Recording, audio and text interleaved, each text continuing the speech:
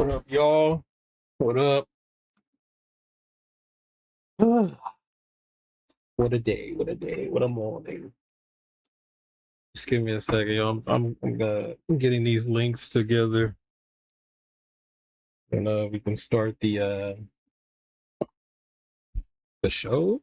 Oh, shit, hold on. Let me turn this down. I hear myself. Hey, hit that like button, y'all. Hit that like button. What up, Angela? Good morning. Well, good afternoon now. Smash that like button, guys. Smash it.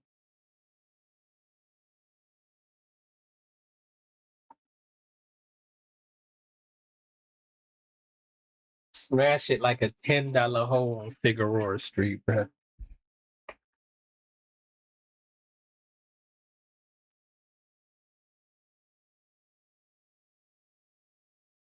Which I have no experience of, by the way.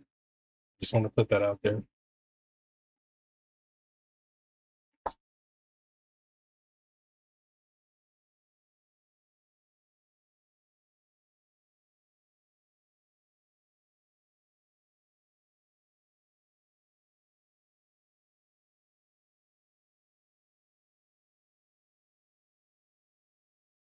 I'm just putting these links. I didn't set it up properly this week. I put like links in my notes and just add them to my notes on my computer, but I didn't do that this week, so I'm doing that now, which I'm almost done. So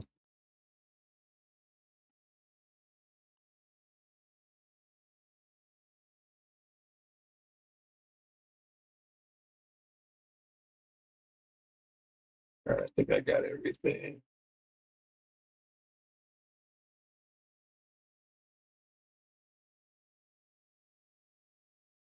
Yeah, but I'm starting late today because I've been on the phone with fucking Best Buy all one morning arguing with them and these people, man. More so their customer service. The customer service at Best Buy, when you call them, they send you to some motherfuckers overseas. That shit's retarded.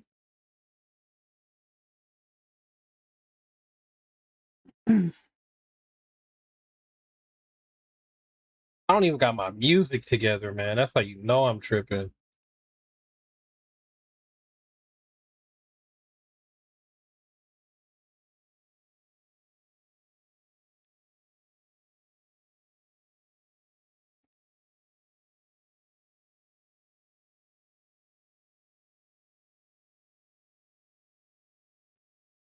Oh yeah, how did I forget? I did not put anything about obsession in today's notes, bro. We talking about obsession, bro. That's what we gonna talk about first. Once I'm done.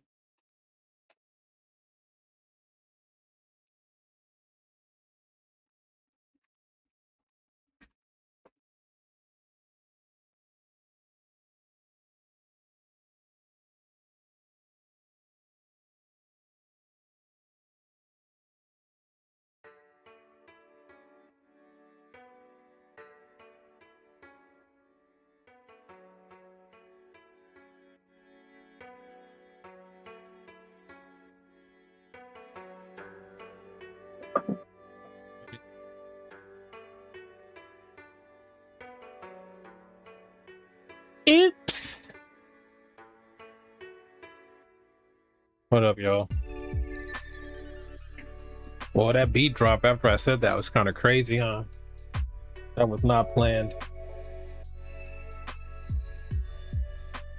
I'm gonna go back and look at that later. That was kind of smooth, Wallace. Anyways, yeah, we're back. Another Tuesday stream. Oh, you said why? Why I was arguing with Best Buy? Well, not art. Well, kinda. But I'm gonna give you I'm gonna show you a reason, bro. I don't got my TV in here anymore. Hold on, let me go back. As you can see, bro, the wall panels are fucked.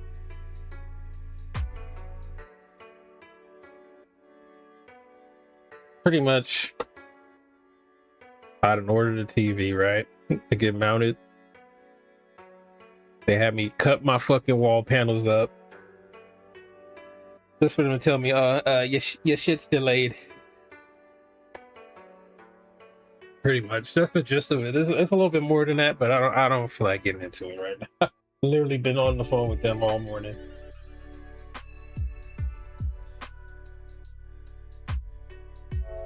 But what's up, y'all? What's up, Angela? Who else is in here? Who's lurking?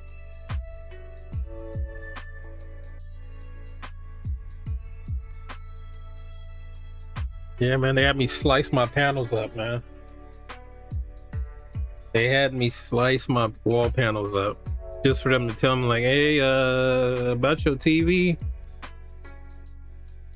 It ain't coming until it ain't coming the date we said it was gonna come. All right, it's actually gonna come way past the date we had originally scheduled.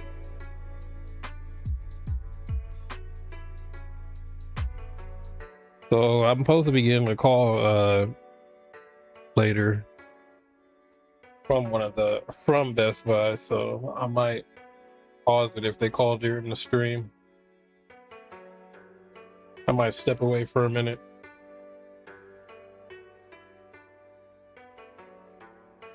Well, I still am, kind of, to be real, but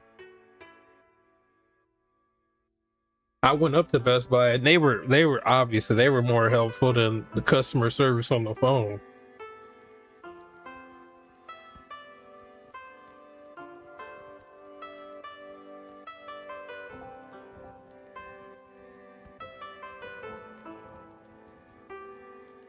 Can you hear me clearly over the music?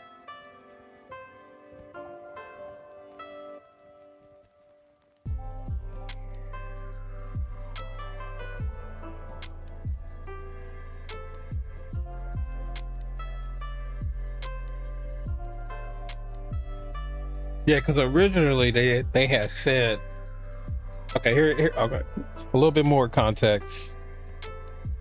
Originally, they had said they can do the installation with wall panels, so I left them up. And they came out last week. They saw my shit, and the motherfuckers was like, "Oh, we can't do it. It's not a flat surface." That's what they said. It's not a flat surface, so we can't do it. So I was just like, I could just take these down and cut through these real quick. We got other appointments, so we're gonna stand here and take pictures of your wall for the next 10 minutes and shit, They left, rescheduled the appointment. And then the day my shit was supposed to be, the TV was supposed to come tomorrow.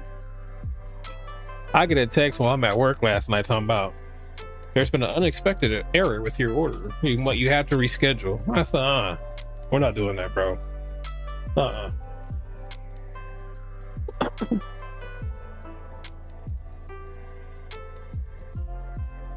that was literally the first thing I did when I got off work. I got on the phone with those fools.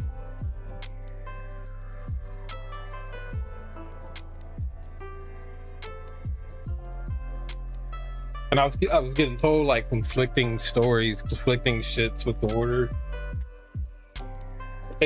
It kind of got handled though, so I'm a little bit satisfied. To be continued.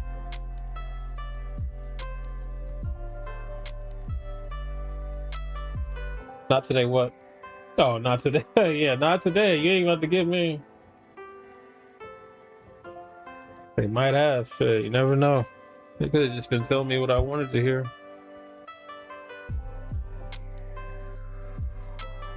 How's your day though? What are you well, how's work? You're at work, huh?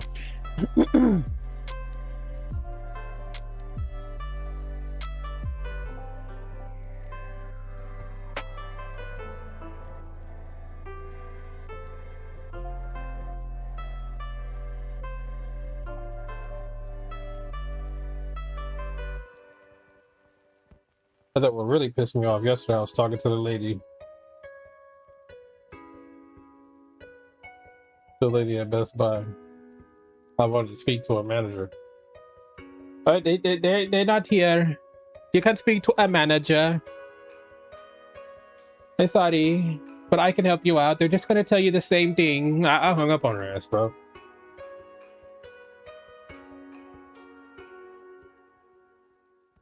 The manager's not here.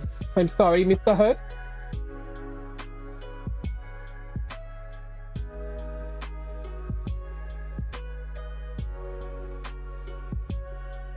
My television, bro. Yeah, I ordered a TV. They get here, they say they can't do it because of my panels. I chopped my fucking panels up, as you can see. Let me move the camera.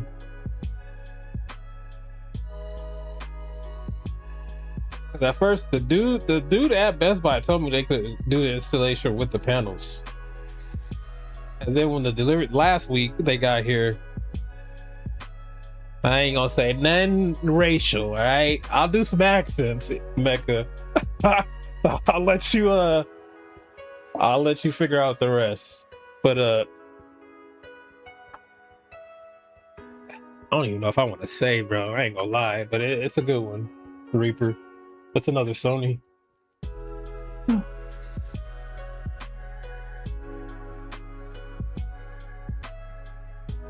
What up, Mecca? New Cayman Rider. I got that photo you had sent me on Discord. I ain't opened it yet. I ain't really been on Discord. I ain't really had a TV to watch. I haven't had a TV. Anyways. Yeah. So hopefully they call me. They said they were gonna call me. Hopefully, man.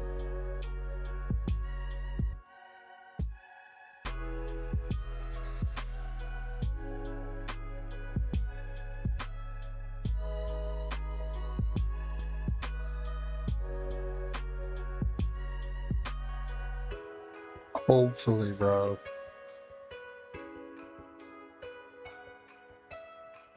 The folder is expired. Damn. Wait, there's a timetable on the time limit on the folders. It's 8. I already said too much.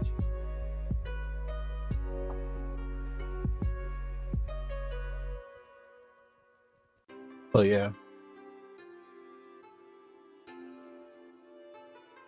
Looking forward to that if whenever it gets here. Oh yeah, man. I haven't even really been in here. That's why I didn't really do any streaming last week. I'm like, bro, I do not want to look at this fucking patch on my wall, bro. Or the space while I'm in here. It's gonna irritate me. It's deleted due to TOS. What the fuck did you send me, Mecca? I'm glad I didn't open that shit. You didn't send me no Cayman Rider shit. You sent me someone else. I ain't gonna say nothing else, bro. Let me shut up. It looks like you have to use piracy for Cayman Rider, just like the rest of us. Okay.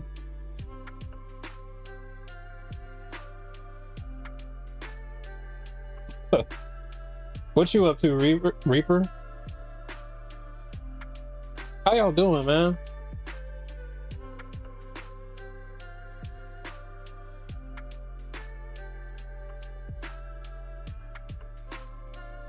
Oh, it's someone else's folder.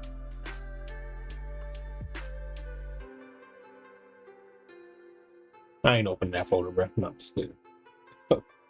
It better be Cayman right in there. I ain't nothing else.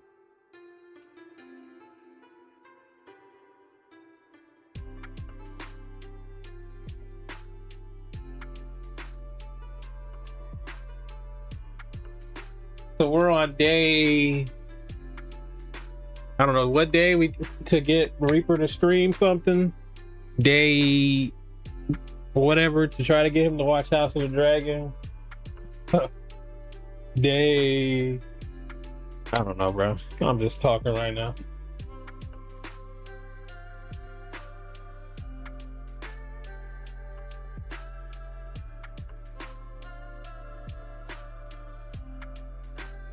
I'm gonna convert you, Reaper.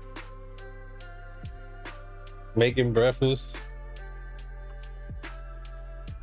for the stream and play a little BG3. Hell yeah.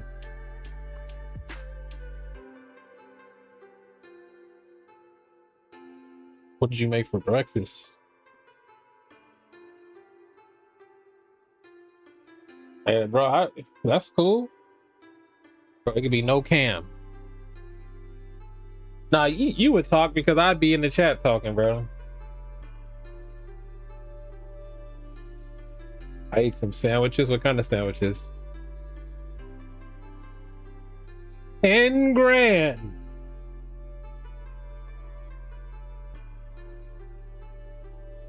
That is a lot.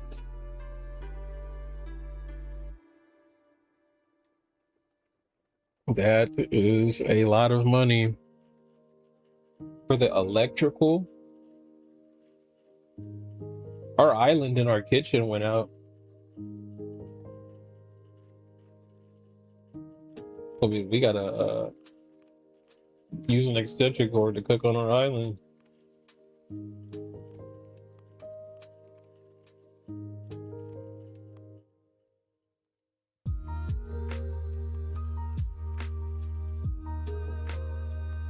Oh, okay. Have y'all seen Obsession? I finally saw Obsession, man. That movie. Please, someone in the chat, please tell me you've seen Obsession, man. I finally saw that movie. I've seen it about 3 times now, to be real. But that movie's so good, man. So good. Such a great horror film. What did you? I made biscuits and gravy, but made the gravy from scratch. And I only talk because you're talking to me. Exactly, bro. You got spoiled? Man, no one. That means I can't stick on it too long. Anyways, Obsession. Good ass movie, man. Good ass horror movie. Doesn't rely on whack, cheap jump scares. All atmosphere, all eeriness. I'm trying to think of other words. But the movie was pretty fucking good. Cinematography, the way they use like the lighting and darkness for certain scenes, man, it's creepy as fuck. And then the chick, what's her name? I'm drawing a blank. Navarrete, I think her last name is. Well, not not yet. I think it's Indy Navarrete, I think. That's the main chick who plays Nikki. Let me see.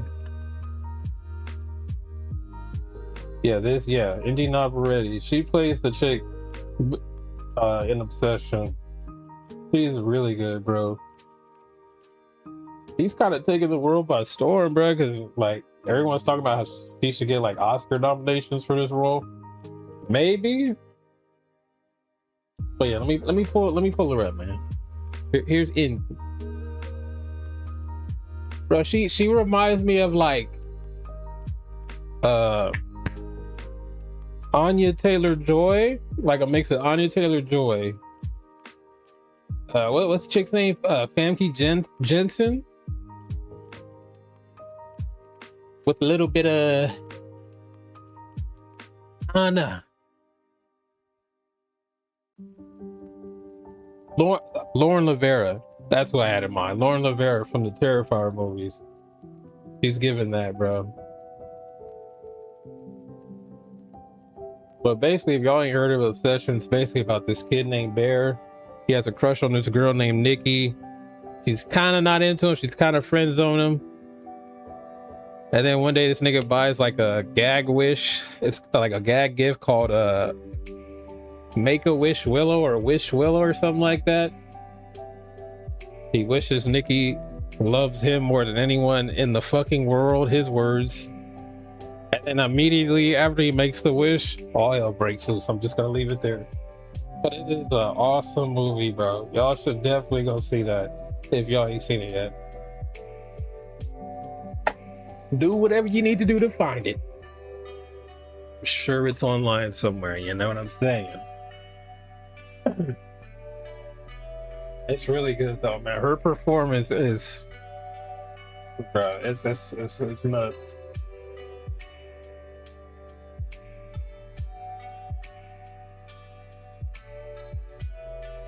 I'm gonna turn the music down a bit because I feel like I'm barely hear myself.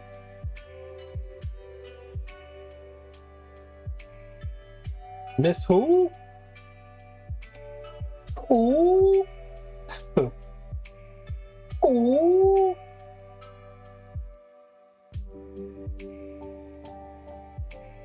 You should see, hey bro, watch that, put that shit up with your lady. Y'all gonna have a good time.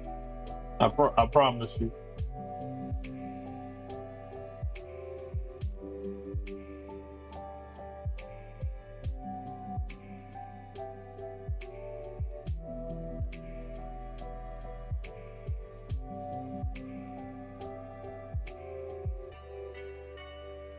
How do you, who is that? It's not even coming up when I type it in on Google.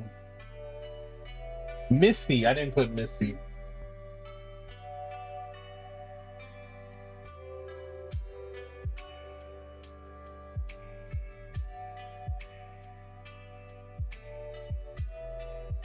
You know what? I see it. I see it. Who is this chick?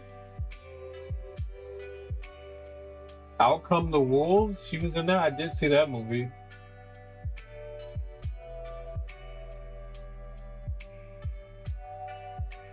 Bro, her performance is nuts though, bro.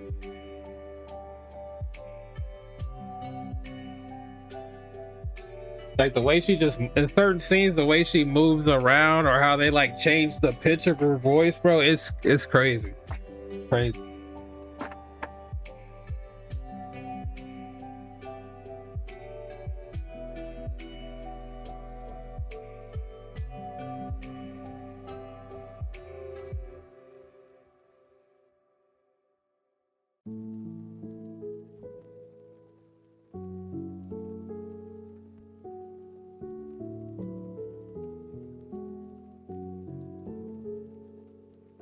And then I guess like supposedly they're trying to cast her in Heat 2. They're trying to cast her as the main lead in Heat 2 right now. She's blowing up, bro, because of this movie. I think she said she spoke with Marvel or she wants to be in a Marvel movie. I don't. But yeah. Well, I feel like the music got louder.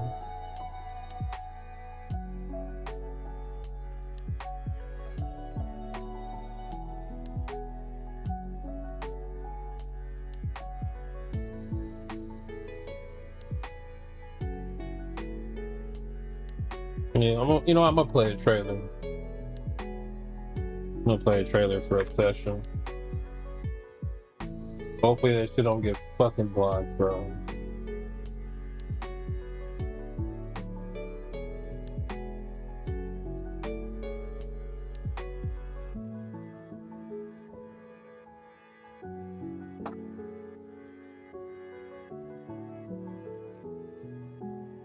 He's like, you can't do that. I thought we were having a nice date. I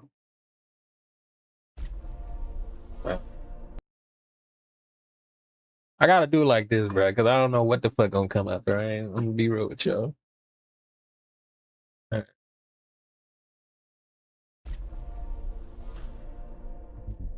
Have you ever Bloomhouse flirted with Nikki? I'm gonna go get some shots. I'll come with you if she means this much to you. And I know she does. To say, Nikki, I think we should grab a drink sometime. Nikki, wait. I was gonna ask you, What? I lost my train of thought. I... Good night. What else? Why? Sandra Bullock and low key, and got the jet black hair. One Wish Willow. More than anyone in the entire world.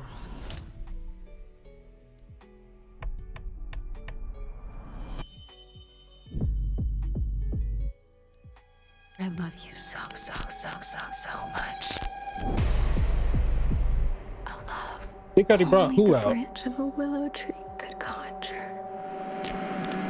Bro, this scene, bro, there's a scene where they go to like a, you know, like a party, and they got like this giant Jenga, and like I guess it's like a drinking game. You pull a piece out from the Jenga blocks and it has like a dare written on it, or you take a shot.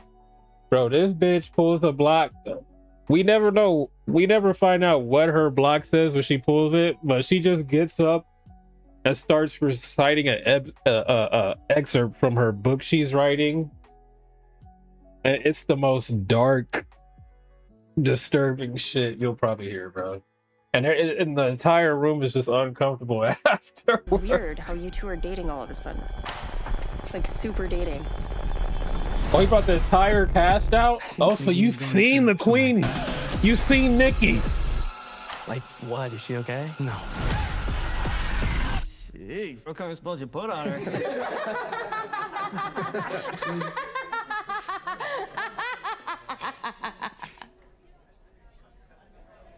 YouTube, I'm reacting to a trailer. This is the movie. Educational purpose and stuff, right?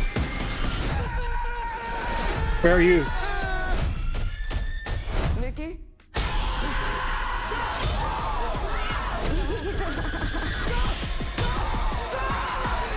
I love you. I love you. I love you. I love you! Yeah, y'all. That's dope. I'm jealous. But I've legit been obsessed with this movie since I watched it. That's crazy. So she came out and they did the block thing. Yeah, you got to send that to me. Boss, definitely. You got to send that to me.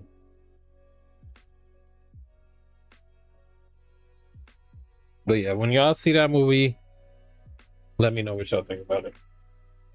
I would love to talk about that with y'all in deeper detail at some point. Oh, there's a new gameplay trailer for Halloween that, hey, maybe we should watch it. Fuck it. Fuck it. Fuck it.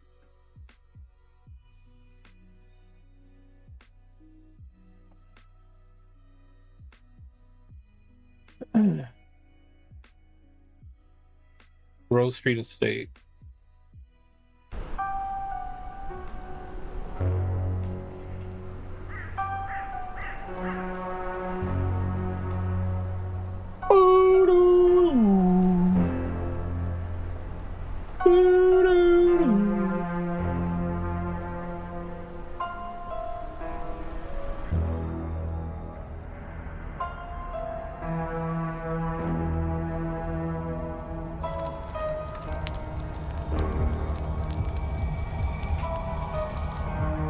I'm definitely gonna get my shit muted for this. Is this gameplay or just a look at the fucking... Oh, that's what this is. Oh, now I'm disappointed. I thought this was gameplay. It's just to reveal the map. But we know how to... Oh, they got the Michael Myers clown out. What if we can play as young Michael, 7-year-old Michael? That'd be fucking crazy. Just a little ass boy killing kids.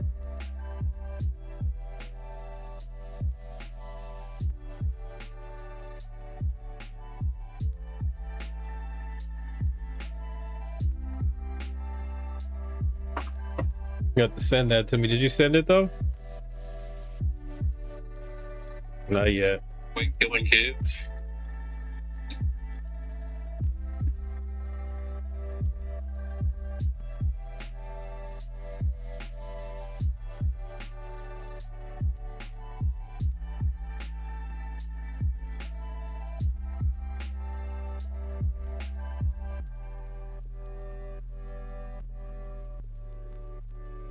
I need to hear my phone ringing.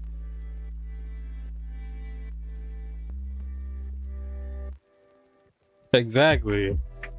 All right, bro, you said you showed me the neighborhood.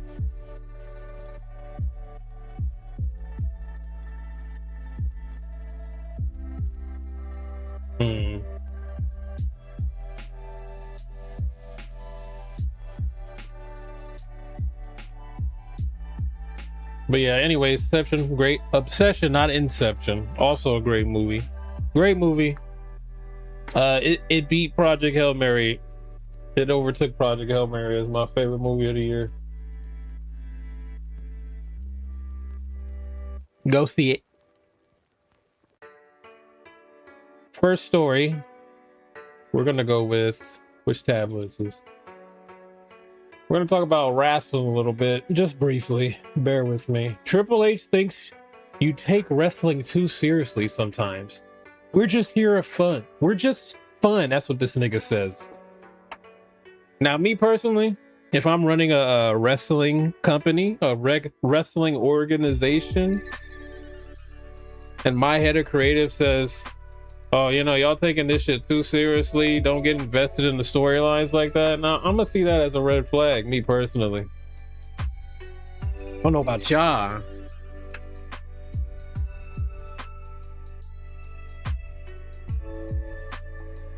Let me set this phone up, bruh.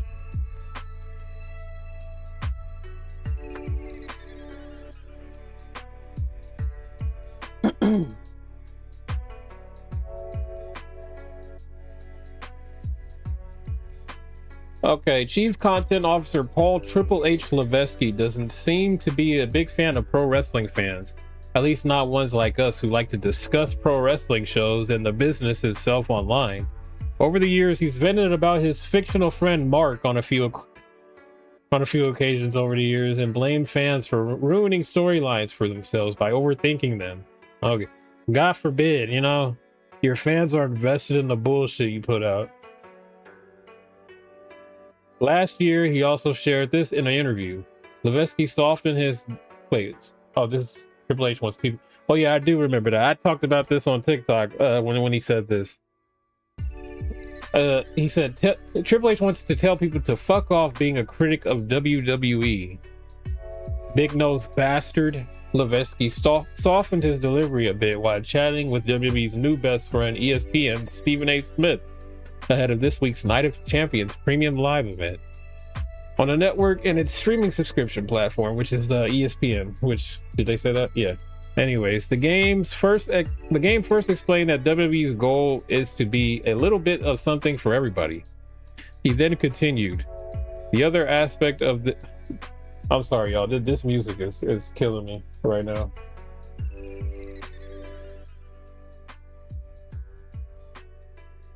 All right. The other aspect of that is I think that people love perspective of some time. What? I think that people lose. Okay, I missed the word. I think people lose perspective of some time. Other aspect of that is I think that people lose perspective of sometimes is. Okay, I see what he's saying. How he's saying it. We're just fun, man. We're fun, and sometimes people take it too seriously.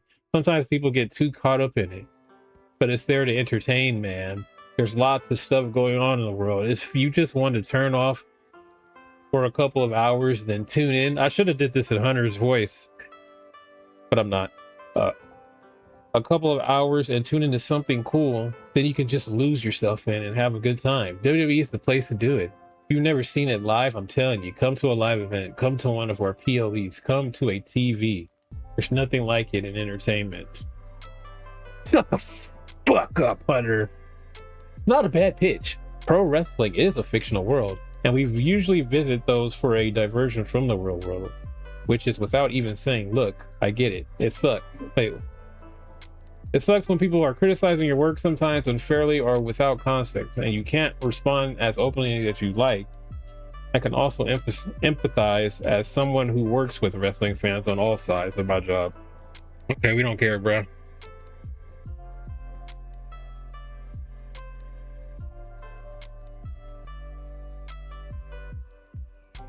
So basically, Triple H is shut up, don't think about it, bro. Consume the garbage we've been giving you the last 2 years, bro.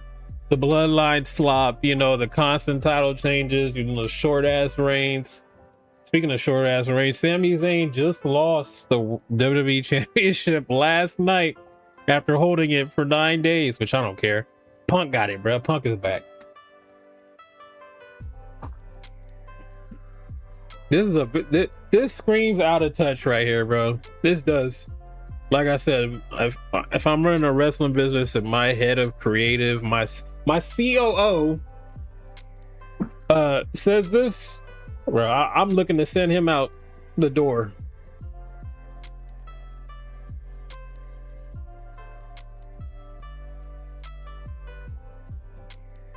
I didn't get anything. I didn't get anything.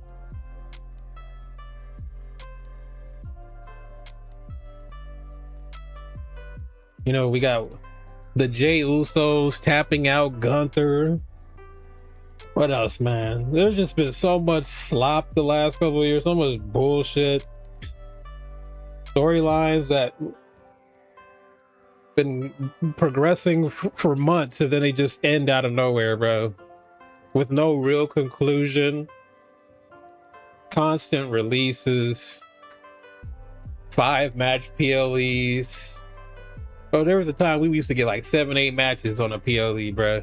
Now we get 5 matches. Bro, PLEs now, they're an ad show, bro. It's nothing but ads with wrestling sprinkled in. Same thing with the UFC. You watch UFC pay-per-views now, it's like, it's all ads. All ads, no, with some fighting sprinkled in between, you know? I haven't gotten it yet, Andrew. Oh, there it is, there it is, there it is.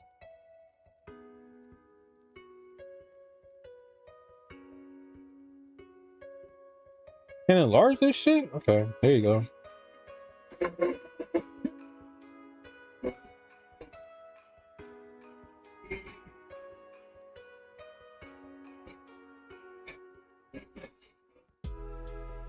Every night, I do not see her. Is that her in the dress? Or that her in the... You said it was the entire cast. Oh, that's Bear right there.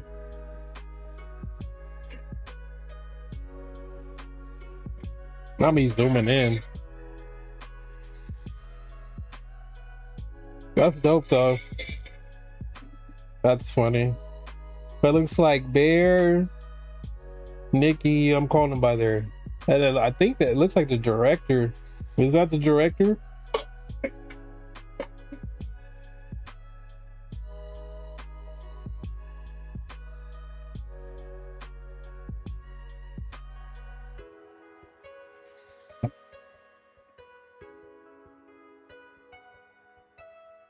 Bit of water over set up. Yeah, man, it's wrestling has not been fun the last couple years, man. That's dope. I'm jelly. For real, I'm probably gonna watch that movie again today. Yeah.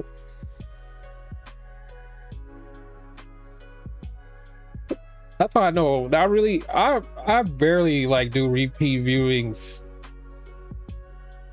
of like new movies. I usually like see it once and then I wait for it to come out on like Blu-ray or something.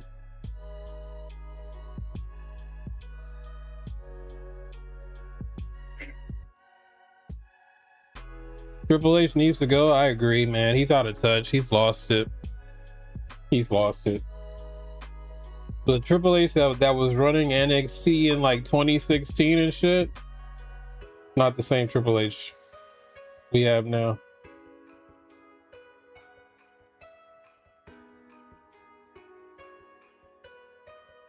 I keep looking at my phone because I don't want to miss this call. If they do call.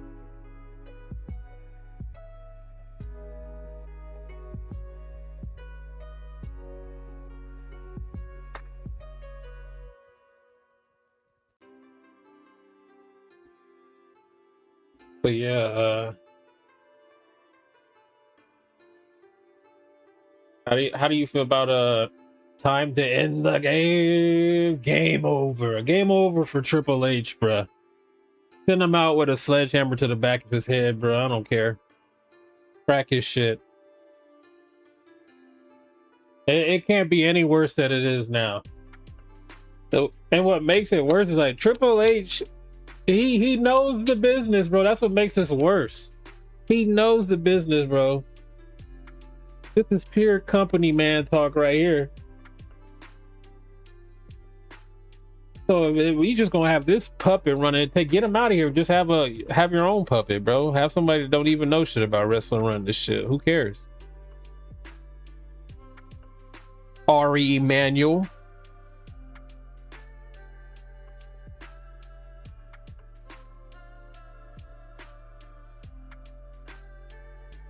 Trying to end the game was a great pull, by the way.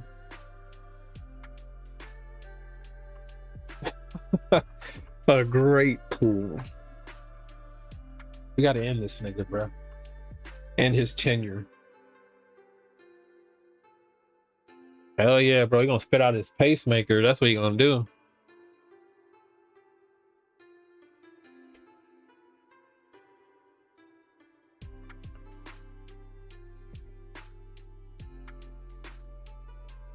But I am happy CM Punk is back. I didn't watch Raw last night. I watched the end because I kind of figured CM Punk was returning. Because the main event last night for Raw was originally supposed to be Cody Rhodes versus Sami Zayn for the WWE Championship. And then I saw on Twitter that Cody Rhodes got attacked by Gunther.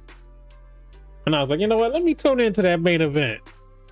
Because they are in Chicago, so Big Phil might make an appearance. And he sure did. He sure did.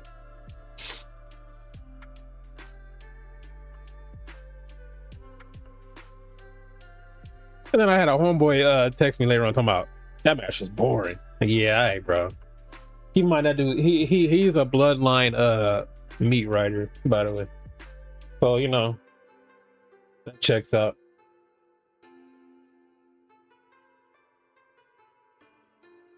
Yeah, huh? What you dissing Punk? The best in the world. Best in the Chicago zone. I'm like, I've never been to Chicago, but I want to because of CM Punk, right? Give me the deep dish pizza, please. You know? Without the bullets, please. Without me getting shot. Or robbed.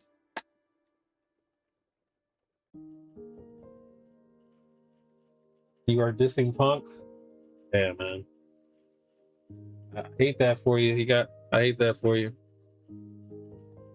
Imagine being that's like being a wrestling fan.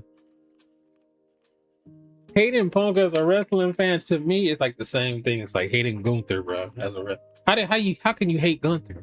That nigga is a professional wrestler, old school to the T.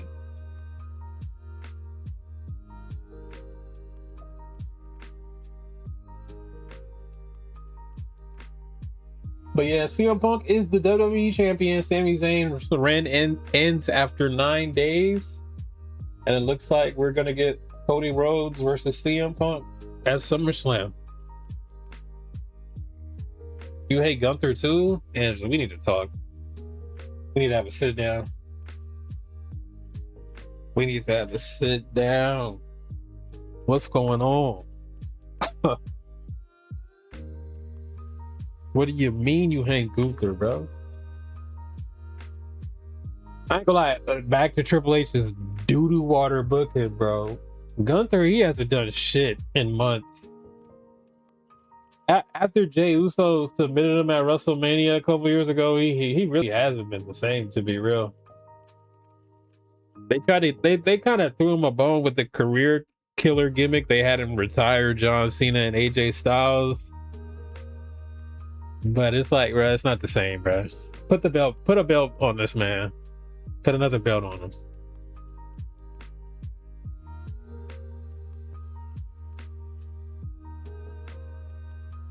And I hope that whenever we do get CM Punk and Gunther again, I hope CM Punk beats him because he beat him last time.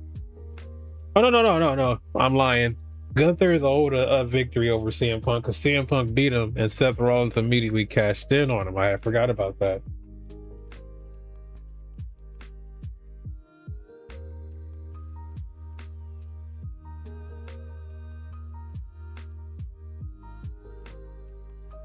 The Ring General. What you say, Angela? They blocked something you said. I'm just kidding. I just like to get under your skin because you like Punk. Why did they block that? Because Punk was in it? Yeah, well, I'm a big CM Punk fan.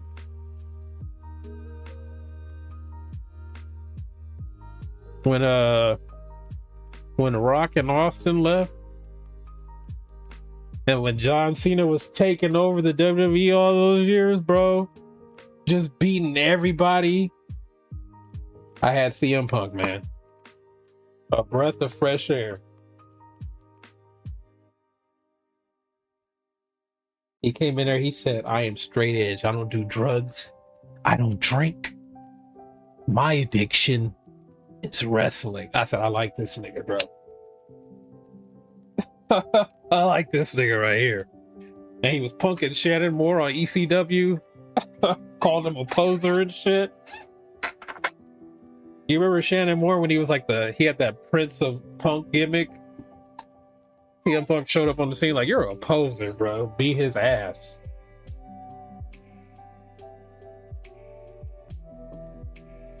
He lied. You lied. You cheat and you steal. How about that?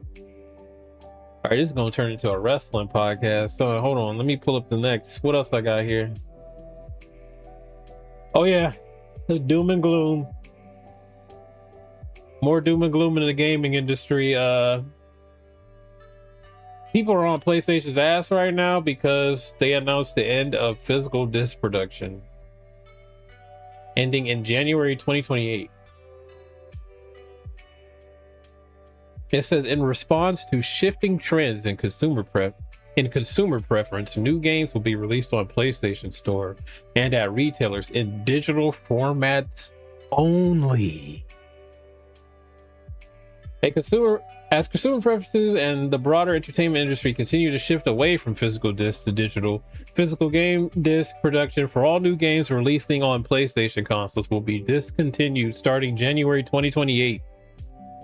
Following this date, new games will be available on PlayStation Store at retailers in digital formats only. Transition has no impact on games that already been released or will be releasing prior to January 2028 in disc format. Okay, yeah, obviously. This is a natural direction for Sony Interactive Entertainment to adapt to consumer trends as the general preference for digital media significantly outpaces physical disc. But can we be real? Can y'all think back to the times y'all went to the store to buy games or something? Minus GameStop, of course. GameStop obviously gonna have games, but when you go to Walmart, more so Walmart, Target usually has a good stock of games. They don't really be having the games out there at Walmart, bro. Have y'all noticed that? It's like they're sending less copies to the store. They've been preparing for this already.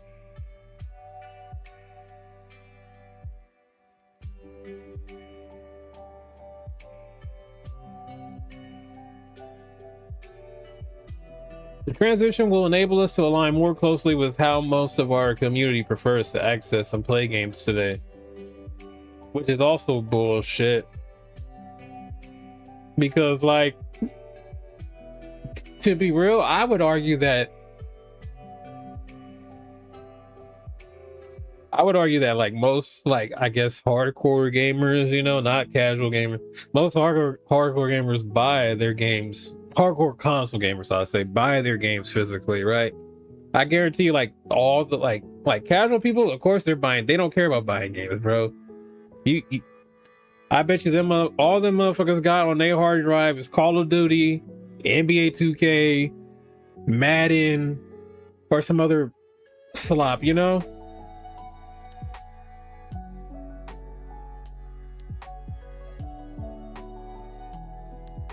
They don't I can't remember the last time I went into Walmart and the game section was fully stocked, bro.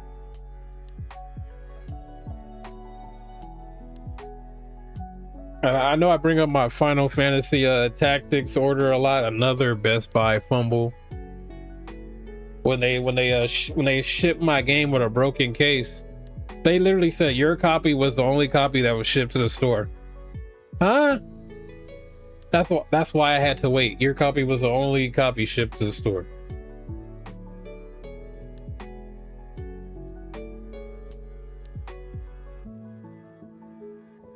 Yeah, exactly, Reaper. That's another good point, bro. Because a lot of physical games, you can buy them cheaper than what they're priced at on PSN right now, bro.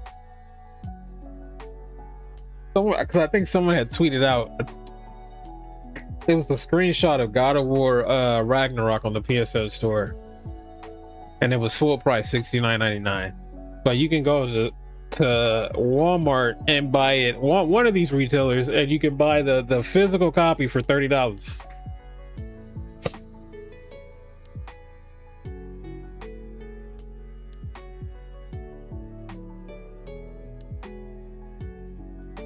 So as you can imagine,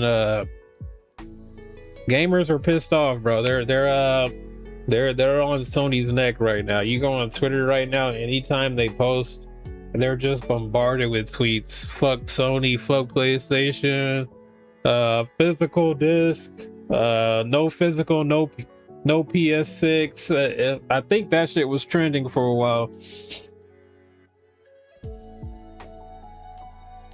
I think when PlayStation originally dropped this blog right here on the first, they didn't post anything else, bro, because they received so much backlash from this in the comments. They did not post, bro. And if you follow PlayStation on Twitter, PlayStation posts all the time, bro. Bullshit. They be showing off like shovelware games, tweeting about shovelware games and shit. No, they went dead silent for 5 days. They tweeted for the first time this morning, and people are lighting them up in the comments. I don't think PlayStation is gonna reverse it, but it's good seeing people call them out on their bullshit.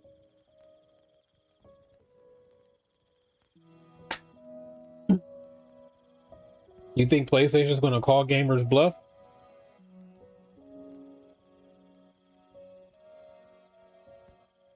$45 on Amazon, bro.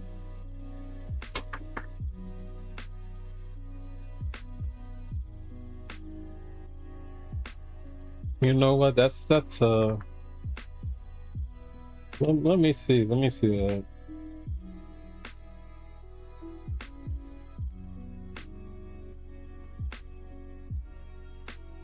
PlayStation does have a lot of sales on their store, but it's just like, bro, it just goes back to them not wanting you to own anything, bro. All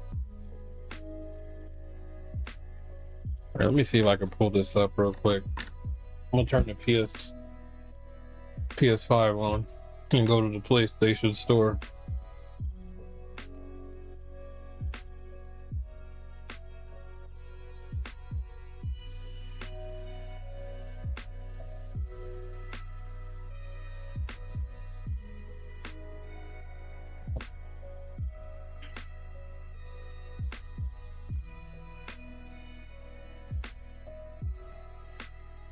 We're gonna move this right here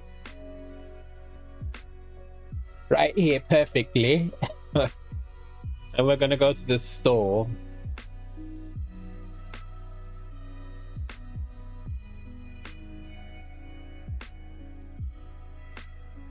We're gonna type in Astrobot, bro.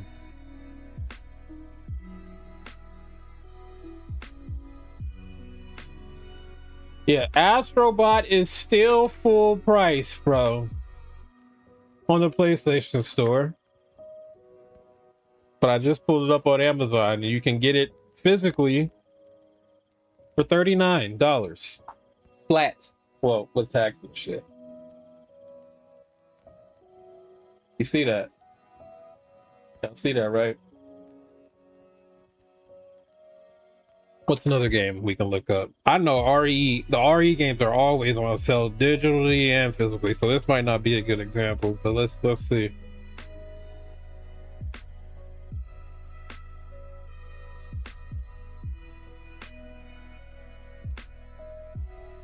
Resident Evil 2, Resident Evil 3, pretty much the entire Resident Evil series outside of 8 and 9 are $20 right now on Amazon.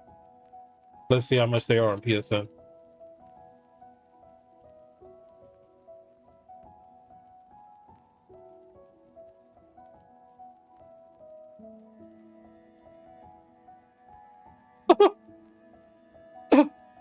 $40 for Resident Evil 2. Where's Resident? $40 for Resident Evil 3.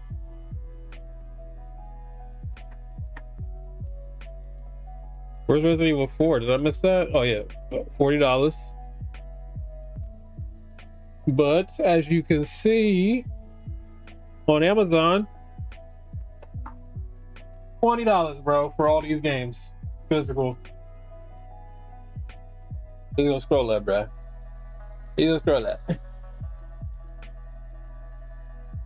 You might not be able to see it, but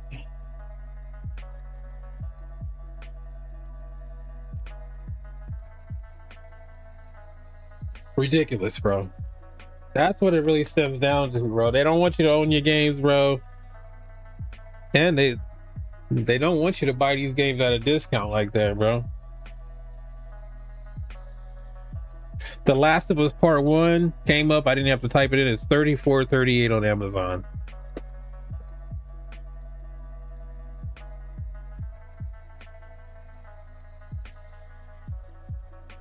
Wait, which one? I just pulled it up. It was 40. I mean, it was 39, right? What game did I say I was gonna look up? Last of Us.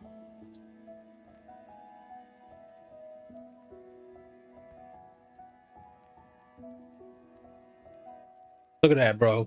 $70. This game came out 3 years ago, bruh. I'm sorry, 4 years ago. But you can buy it digitally at $69.99.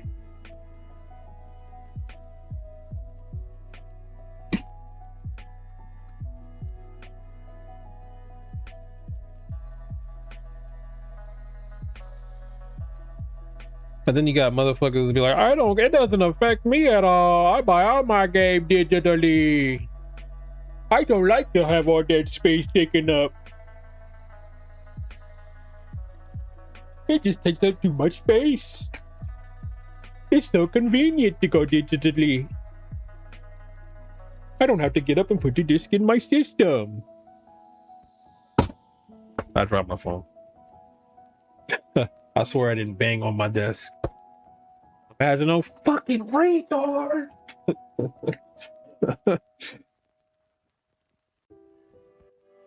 It's so convenient. It doesn't affect me at all. It's the future. It's the future. Buy digitally, well, you sound like this. No, I'm just kidding. It's the future. It's convenient. You still buy physical? I don't care about owning my games. Because I play Madden and 2K.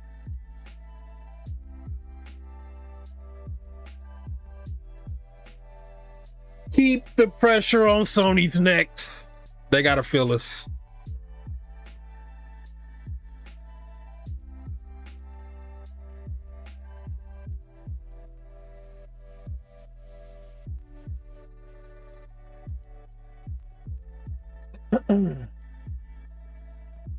Okay, enough of this.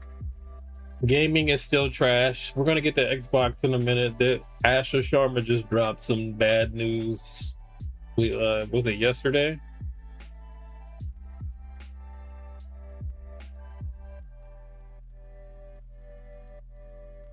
I'm not doing this, bro. How much should I rest more, bro?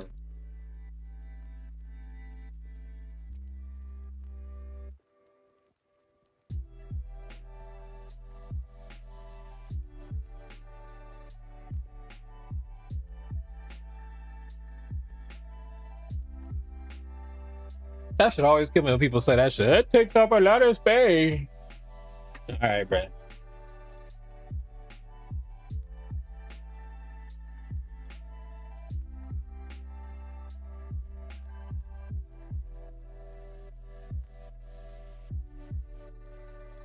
Play this article. PlayStation's physical media future isn't just concerning, it's offensive. From IGN. IGN said it's offensive, bro. PlayStation has suddenly told its audience to brace themselves for an entirely physical media-free future. News comes just days after the company unapologetically informed its users was about to permanently delete more than 550 studio canal distributed movies from the PlayStation Network. Oh yeah, I forgot about that. They did say that. That's another thing. It don't affect me. Motherfuckers bought movies, bro, to watch on their PlayStations digitally, bro. They gonna open up their library and their movie's gonna be gone. 500 movies just gone, bro. It doesn't matter if you purchased them or not, bro. You can't watch them anymore. But anyways, and literally remove them from accounts of any customer who previously purchased them. It's honestly one of the most baffling corporate failures to read the room since Microsoft handed Don Matrick and Microsoft. You remember that? Remember that with the DRM with the Xbox One, the nail in the coffin for Xbox when he said, was it Don Matrick? He said, for players concerned about DRM, we have a system for them, and that's the Xbox 360. Y'all remember that?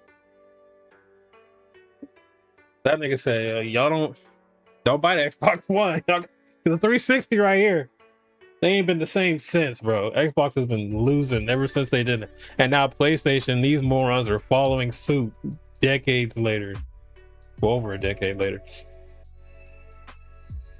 That is, PlayStation is following up a brazenly anti-consumer rug pull of digital content with fresh confirmation that all PlayStation content from 2028 onwards will be exclusively digital. The timing would be hilarious if it wasn't so appallingly offensive. However, the facts are in and the standard has been set. You cannot trust digital purchases, and you cannot trust the corporations that offer them.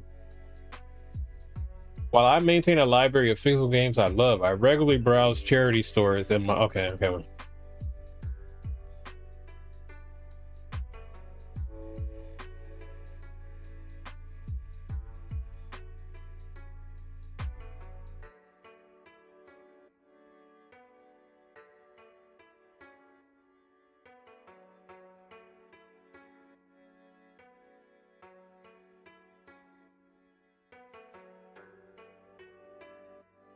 I mean, that'd be cool. I did see that. I think I told you about this. They said Microsoft is working on a disc to digital feature,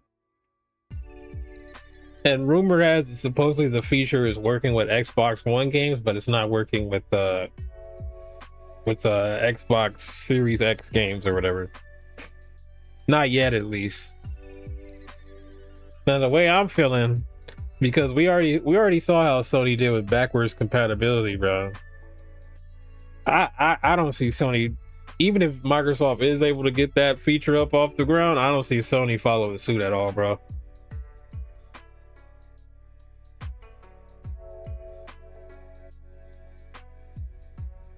The ability to simply re-download content we've pre-purchased in the past should be a bare minimum service.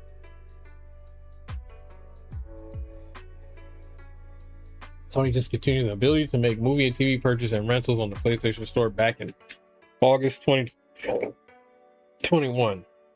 However, users are still able to watch the content they purchased beyond the cutoff. However, it appears those purchases were always on a ticking clock.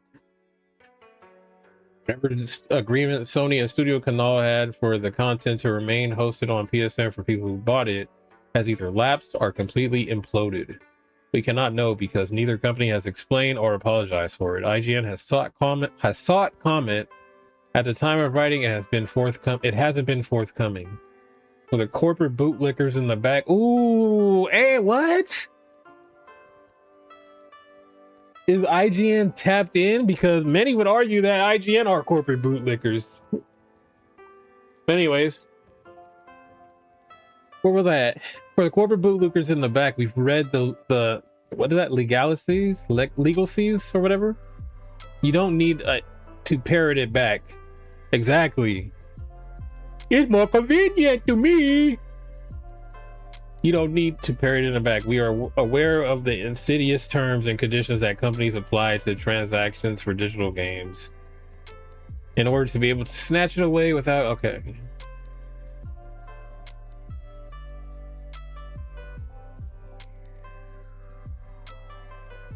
Fact remain is, if someone entered my home and scooped up copies of Terminator 2, this is Spinal Tap, Total Recall, Cliffhanger, Highlander. These must be the movies they took off. Highlander, Leon, First Blood, and whatever else they saw fit to steal. That's theft. Now I want to check my Fandango account because I have some of these movies digitally. Okay, where am I at? That it happens with the line of code being rewritten or deleted doesn't make it less so. So what exactly does an exclusively digital future really look like? It looks like shit. Okay, IGN.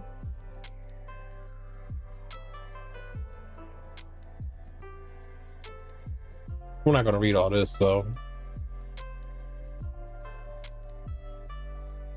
Yeah, man, but it's looking bad out here. Looking bad.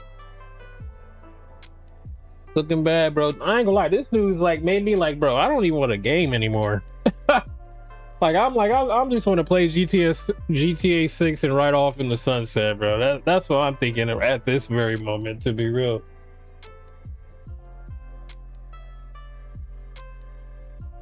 But I'll be back, y'all. I'm gonna use the restroom real quick.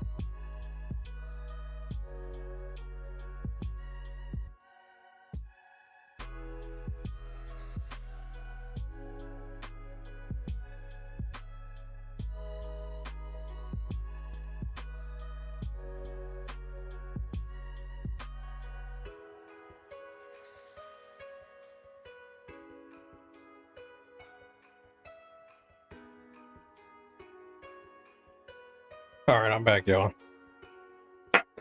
And I got some smoke. I'm good with modding my old games to bring new life into them. I'm glad I finally got this emulator to work. I finally figured out the emulator, bro.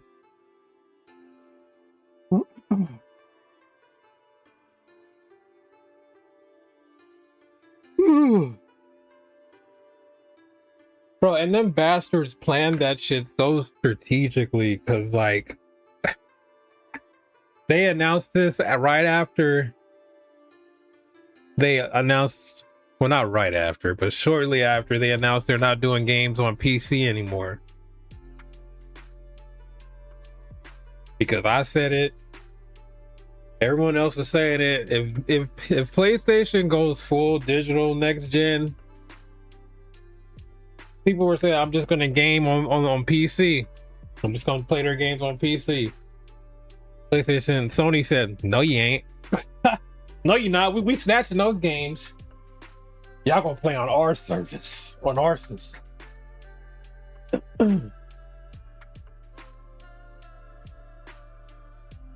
What did you emulate? I got what games I got on here?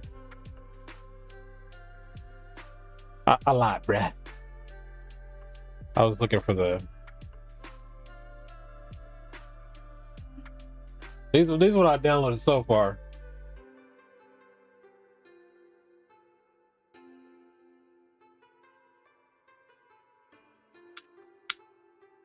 Fucking fan keeps blowing the flame out.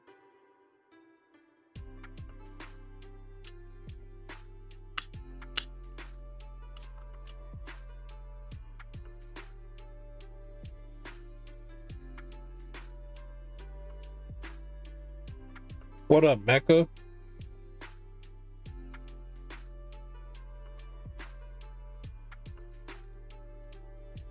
What you say bruh for?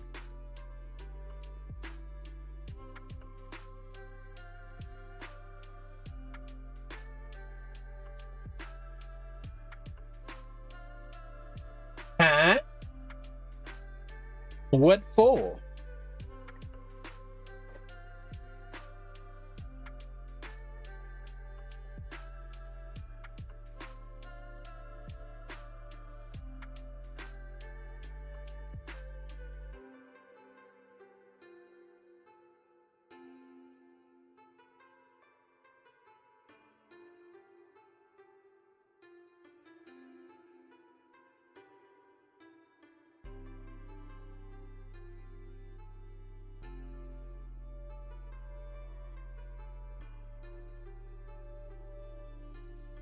After 2027? That's a good question.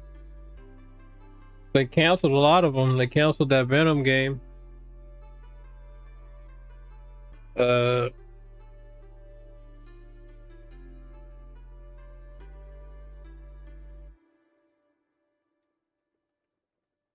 what do they got coming out actually? God of War, LaFay, that might be a 2027 game to be real. I think that game's coming out next year. Yeah, I don't know, man. Not off top. Spider-Man 3 is coming at some point.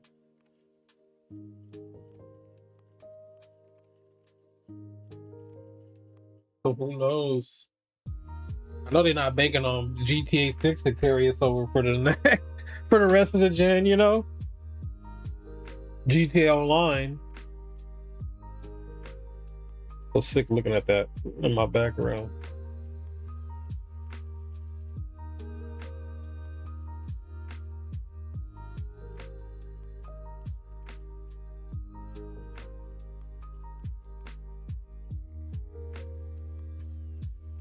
Yeah, man, this gaming shit depressing, bruh.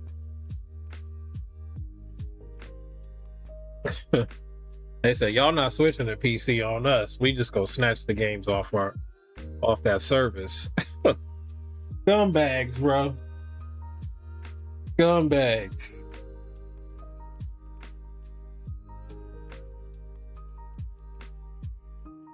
Hey man, PS5 might be my last PlayStation console.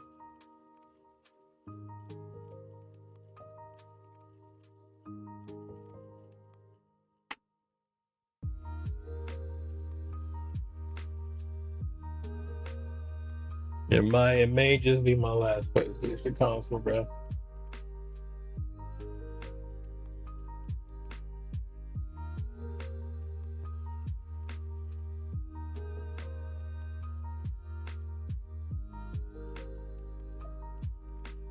So Sony is on some fuck shit right now. They've been on some fuck shit.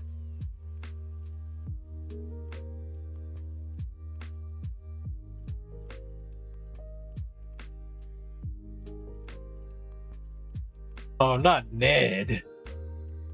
Why are they showing? Oh, okay, that makes sense.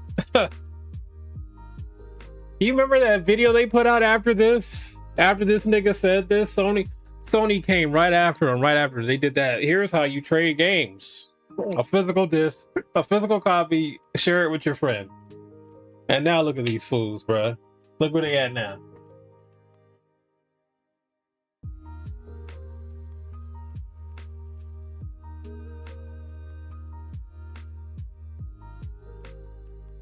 PS5 still got no game.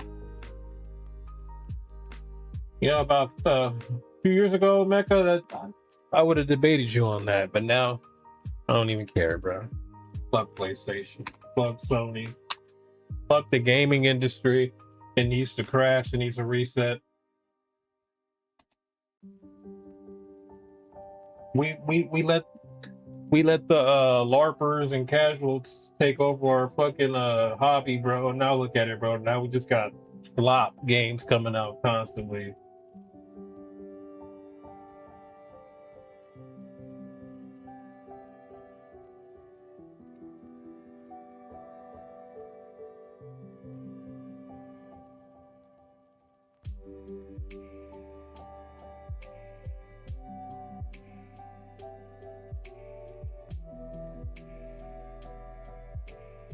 What did I do with the music? Got so many tabs open up.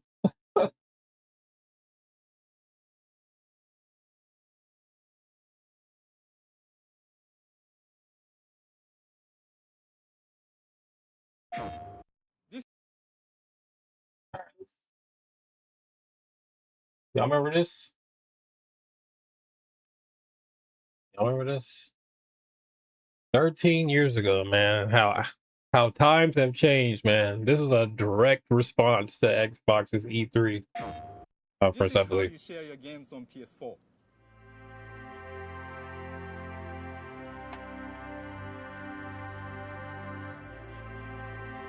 Let's go start family. Exactly, bro. Let's go finally be adults, man.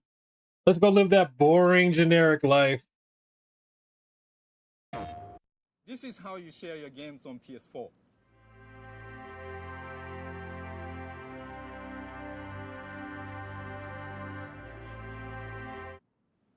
That's it. Thanks.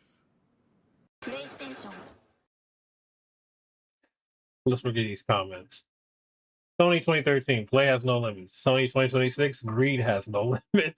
The internet remembers. I just knew these comments are gonna be fucking flooded. This is how you own yourself 13 years later. The internet always remembers. Definitely PlayStation 5 was my last console. You become the villain you mocked. This video has aged just as well as Netflix's love is sharing a password sweep. Oh my god, I remember that. Now we can't even share our passwords anymore, bro, unless you want to pay an extra, what they say, 10 to $20, I believe, to share your password with one other household. Which I kind of get that, bro. To be real, like, come on, bro. Like, share your Netflix account with your entire bloodline, bro. Like, everybody live in this house. HBO Max did the same thing too, though. But I had given my password out to a couple of my friends. Or what else? Are people saying this is like watching the wedding video after divorce.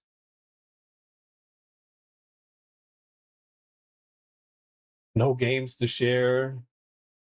Play does have limits after all. We all know why we're here today. We'll never forget how you turned your back on people. People are pissed. People are pissed. How to game share in 2028. That's the neat part. You don't.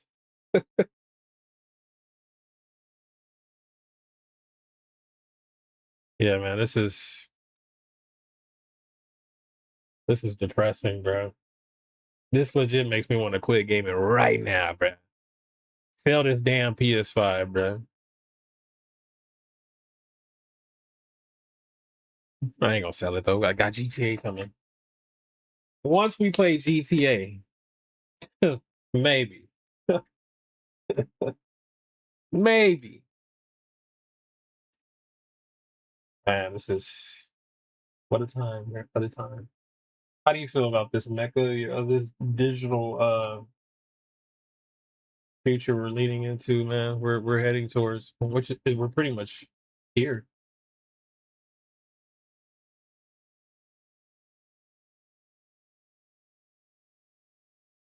Can I close this giant ass ad? I hate when fucking websites do this. They make the ad just the background of the web page. They sound as mad as Cordis did. That's funny. Your son Joffrey is a bastard. I think I put emphasis on it. Oh, don't worry, we're gonna get to that in a minute. We're gonna get to Corliss. Corliss and Rhaenyra's wrongdoings. You don't play Sony games anymore. It looks like Nintendo's gonna make bank. Yep, that's what people have been saying. I agree. The Switch 2, even though it's going up in price, just got a lot more valuable in people's eyes. I have seen people saying, "Oh, I just bought my Switch 2 because of the Sony disaster." Like, bro, you know you already had that shit all ordered. Okay, from Nintendo to KFC, how brands reacted to PlayStation disc controversy. Was published on July 4th. Brands have expressed a mix of parody and outrage. Unsurprisingly, gamers have had a lot to say about the announcement that PlayStation games will no longer be available on disc. This is from the Creative Blog, by the way.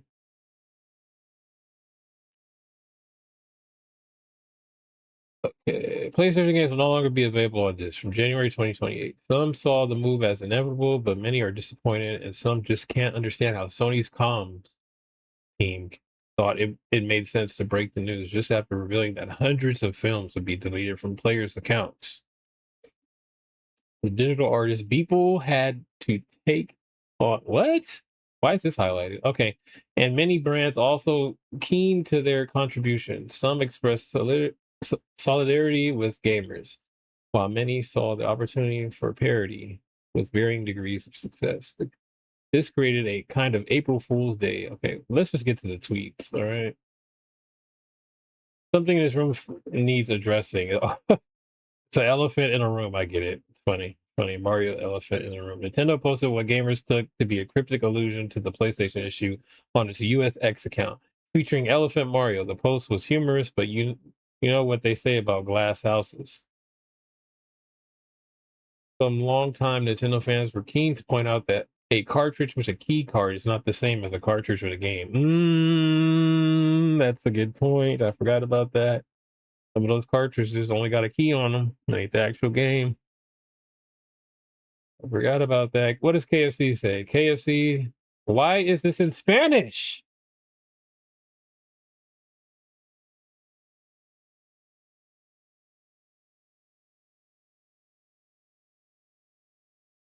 Okay, translate it. Thank you thank you for all your questions. Let me clear up your doubts. Within a month, we'll release a DLC with the sauces. Each one will be sold separately. You can pre-order the PNGs of Lost. I don't know what that is before they sell out. Within a year, we'll release fried chicken at the Fried Chicken Pass. You'll get our entire catalog for a modest monthly price. VPNs won't be allowed to access menus from other countries, nor sharing the PNGs with friends. You pirate the PNGs on Pinterest, will come to your house. Okay, that was kind of corny, KFC, but you know, I get it. Is it? It is, huh? KFC. No, Mecca, shut up. Anyways, this is from Domino's Pizza UK account.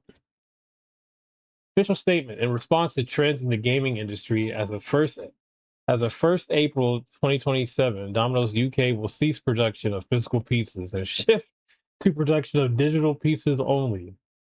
Consumers will be able to download our full range of delicious pizza codes and using the power of the imagination. Enjoy them in an entirely virtual sense. Man, that sounds DeLorean Labs.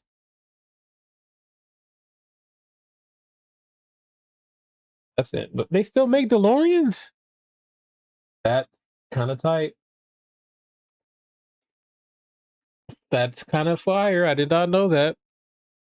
Response to the trends in the automotive industry as of April 1st, 2027, DeLorean will continue producing physical DeLoreans while expanding into digital DeLoreans.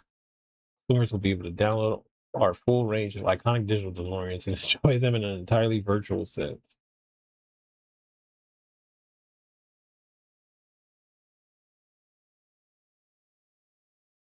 I don't know some of these companies. Well, anyways, the announcement is causing quite the stir, y'all. Quite the stir. Quite the stir.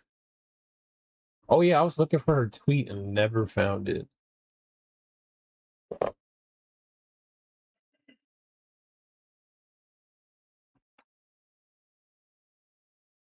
stopped the music, huh? I sure did.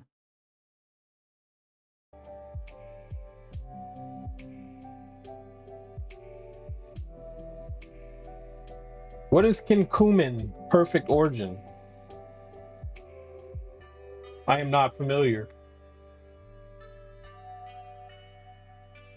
They changed Nikki Blackheart's name. I hate it. I hate it. Another thing WWE ruins is good wrestling names. Nikki Blackheart's name is now Reina Vulcan.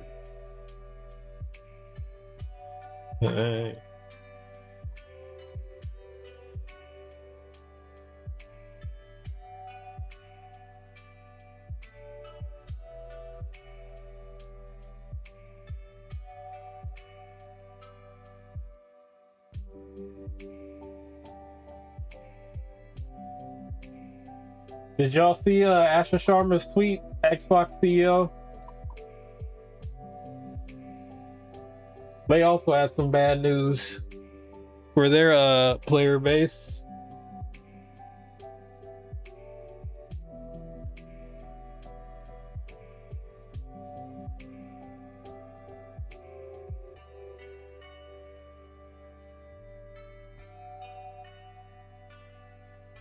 Superhero wrestling anime? I think I've heard of that one before.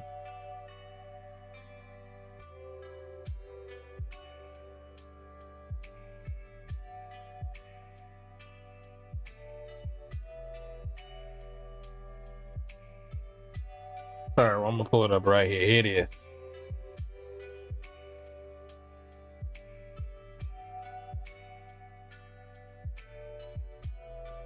This was yesterday, I believe. He said a lot. Yeah, yesterday. 6:31 a.m. Top of the morning.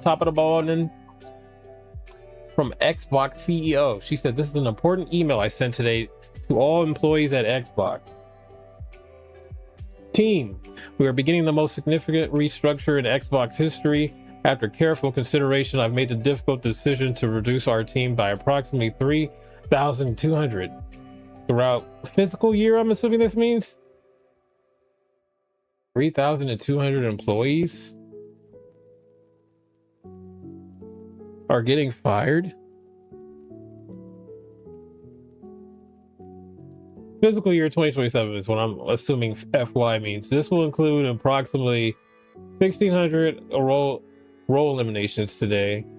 And in addition, 4 studios will leave Xbox to new management. I recognize that a year-long restructuring creates additional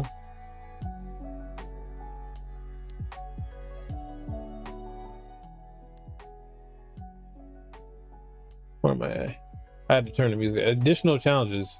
Unfortunately, it's not possible to make all the necessary changes in a single day, and I wanted to be direct about the scale. I know this is painful. These changes will directly affect people who have poured their creativity into building Xbox. Many joined us through acquisitions, while others were recruited here or sought us out because they loved this industry and loved Xbox. Today's decision do not reflect their talent or dedication. Our business today is not healthy. We are operating at margins that are 3 to 10 times lower than comparable platform and publishing businesses.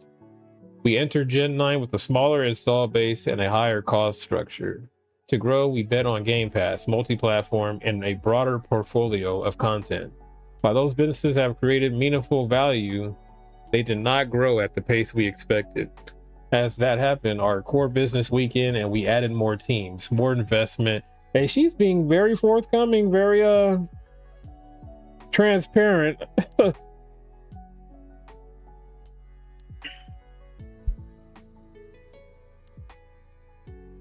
Where is that?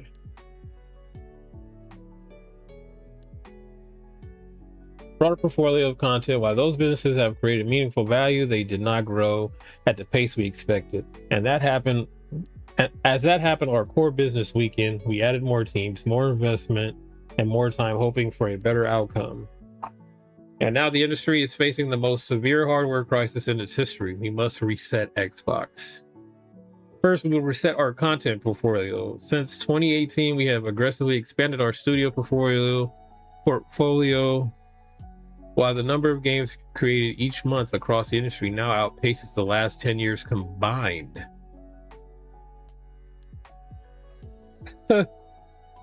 Yeah. Yep.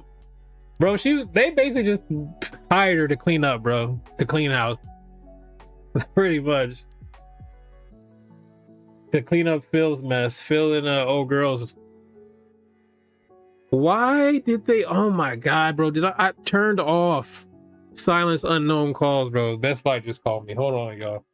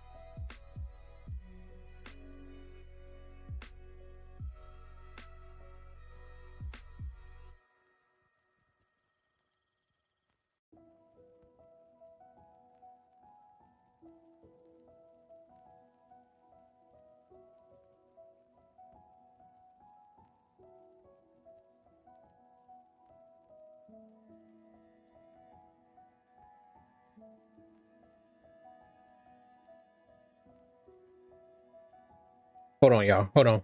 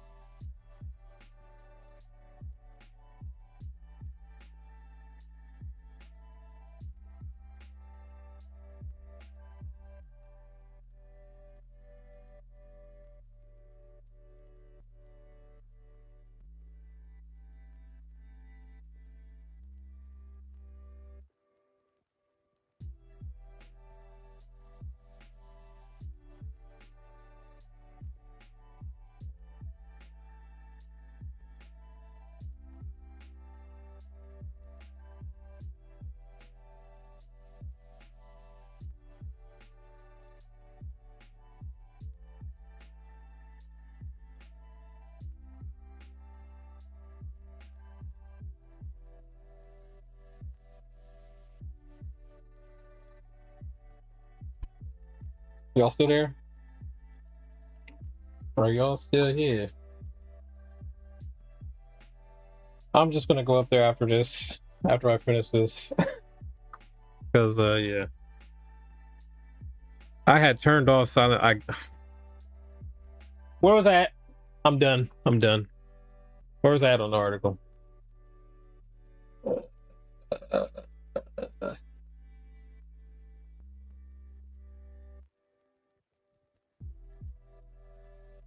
Okay, we'll just start from this paragraph.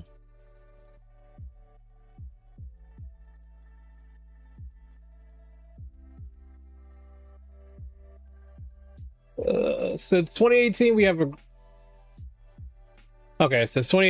aggressively expanded our studio portfolio, while the number of games created each month across the industry now outpaces the last 10-year combined. We read that. We now find ourselves competing not only with our large.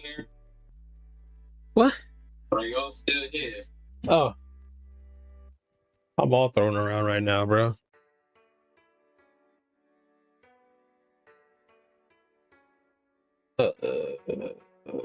We now find ourselves competing not only with the largest publishers, but also with smaller independent studios. It is neither possible nor desirable to own every great independent studio.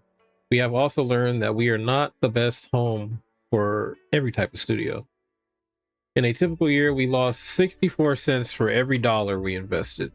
As we reset Xbox, we will help independent creators succeed by providing open development tools and audiences to realize their vision.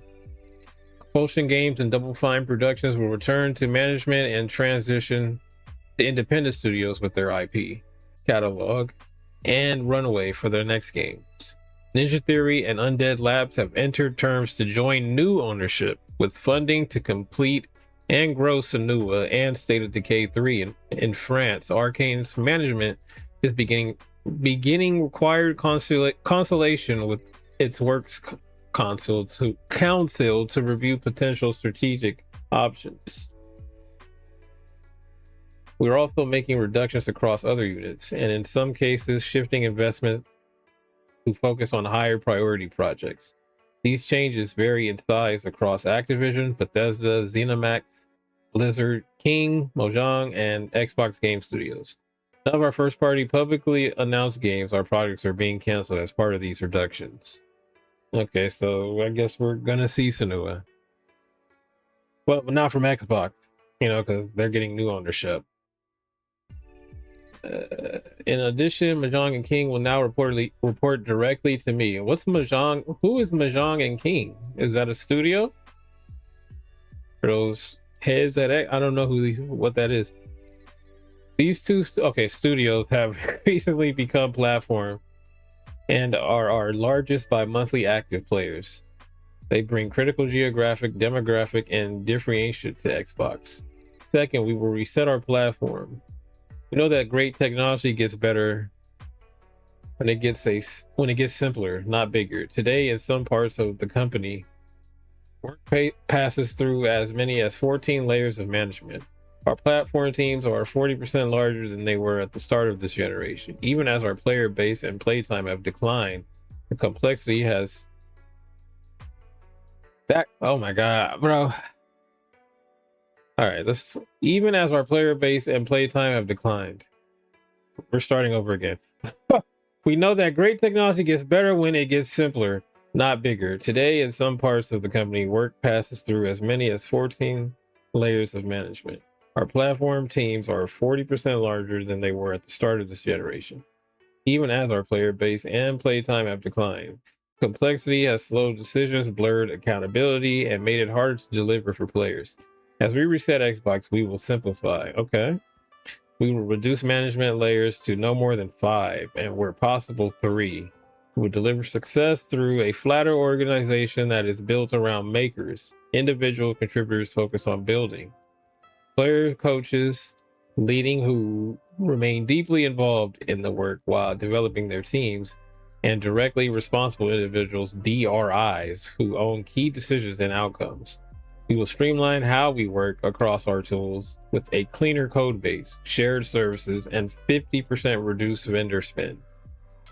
Third, we are resetting how we operate. As Xbox grew our headcount, we became more fragmented. Teams, studios, and functions often operate independently, and it became hard to work towards a shared goal.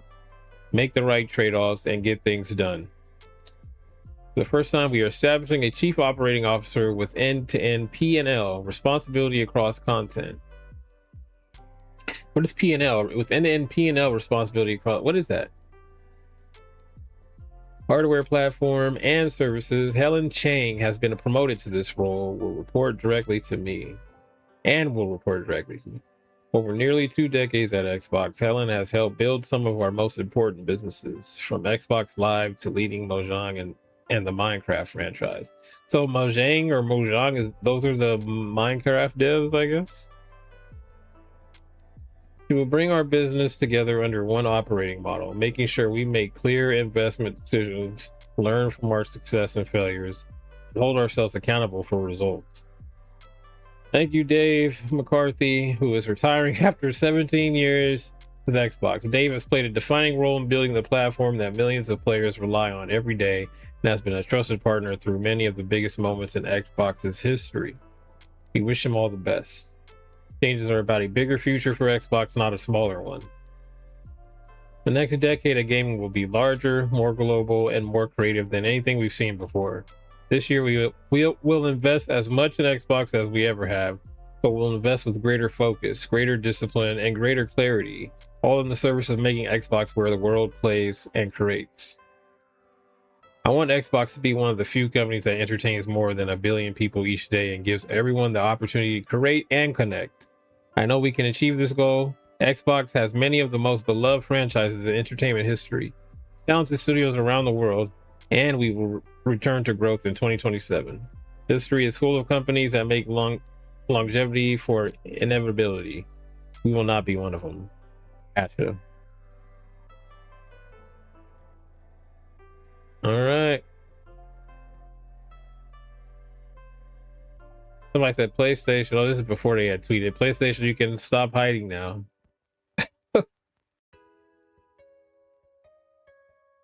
But the same guy also said, let no Rainbow Rock be left. Okay.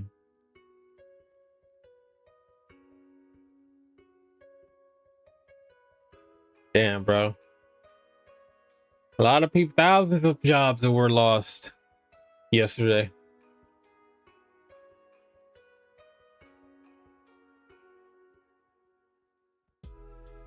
But I feel like this was better than what fucking Sony did, man. At least she actually came out. Well, you know, she didn't hide. She was straight up. We want our employees to turn to customers. Cause that's crazy. But yeah. Hey.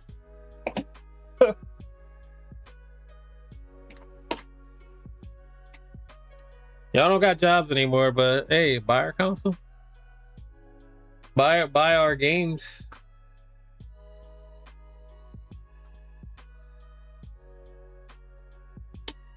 I don't know, man. What you think, man? You think that we getting a new Xbox, man? Does this sound like a company ready to release a next gen system within the next few years?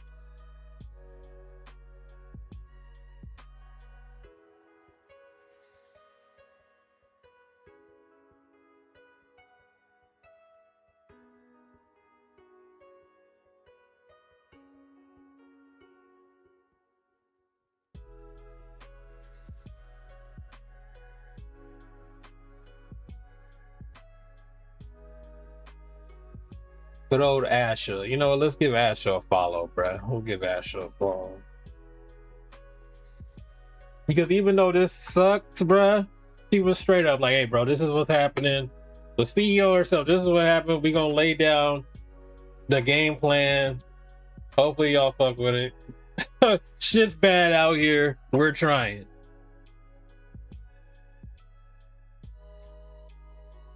We lost a lot of money, bro. We were putting out more shit than we could afford, pretty much.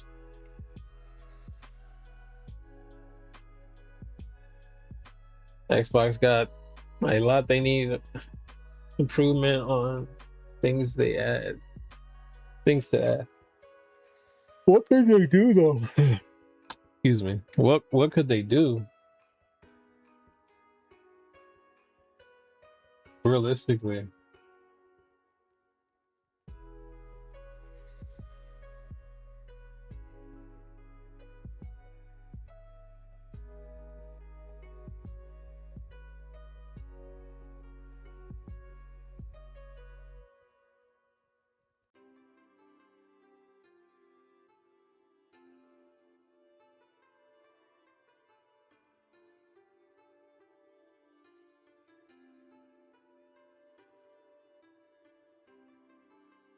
My appeal. Okay. One thing I love about PlayStation that a box don't have is Xbox don't have is the screen share.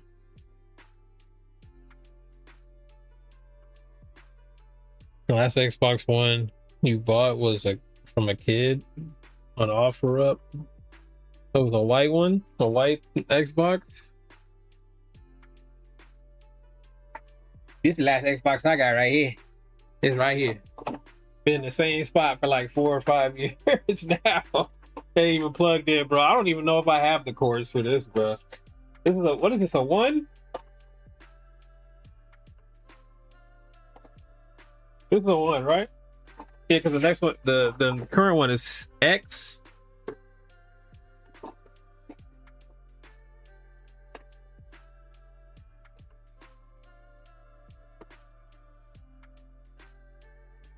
This heavy ass fucking console, bro.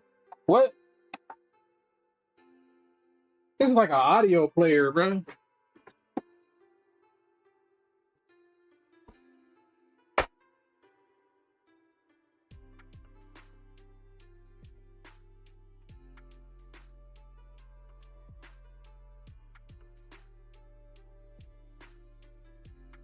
Like, I keep belching. Can y'all hear me when I belch? Do they be that loud?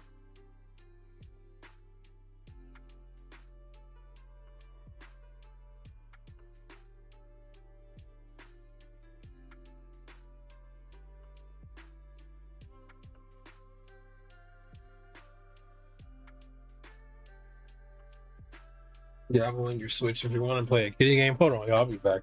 I'll be back. How long have I been on? Oh, barely 2 hours, and we're already on Dragon Talk.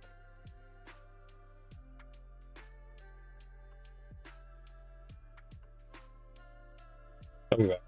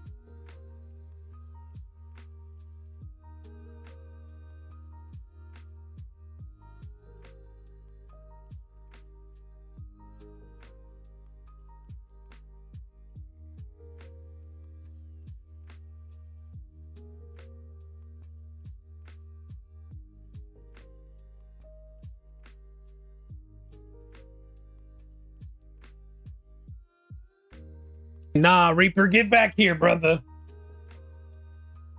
Get back here. You ever seen that that GIF? Is from that one animated movie where Superman's walking away from Darkseid and Darkseid just like casually like pulls his cape and pulls him back like, bro, where you going? Like, get back here, dog. We're not done yet.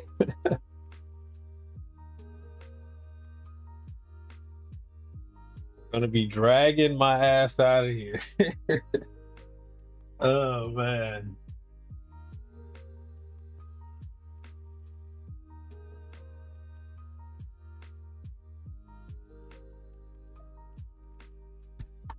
Hey, can I keep it real with y'all, man? I'm kind of bummed that I've been so bummed. I ain't feel like gaming, bruh. I know I don't want to put off Final Fantasy again, bruh, but I just have not been in the mood to game, to be real. So like I said, man, if y'all don't get any more streams from me this week, man, bruh, I'm burnt down on life, gaming, bro. I need to rest, bro. That's what I need to do. Dragon Talk. Let's set up the slideshow. I've got pictures, more pictures. We'll start with this one, bro. Dragon Talk. I need to make a thing, like a Dragon Talk like logo or font. That's what I need to do. We got 5 more weeks now. Did I pull up the MVP this year? Oh, this week? Hold on. I'm still here.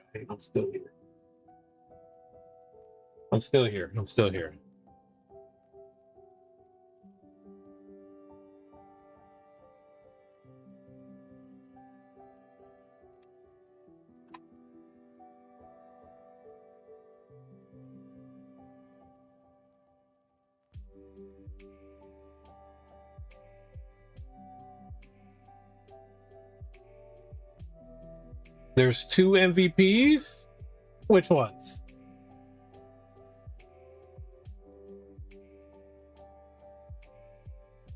Wait, is this the right one? Oh, this isn't even the right one I got pulled up. Where the hell is it? I just saved that bitch, bro.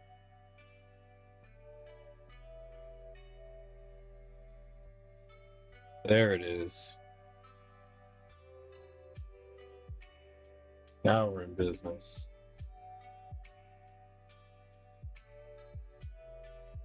All right?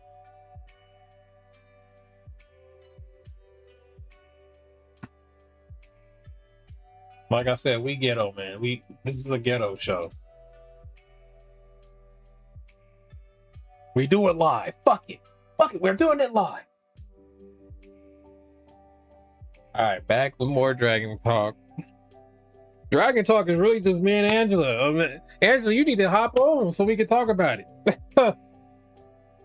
You'll be the co-host for this segment at some point. Let me pull up my notes, man. Let me pull them up. Put them up.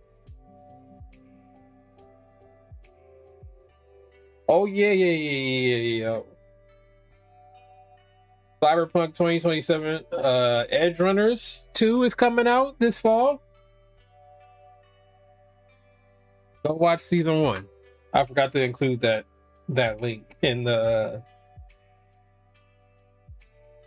notes.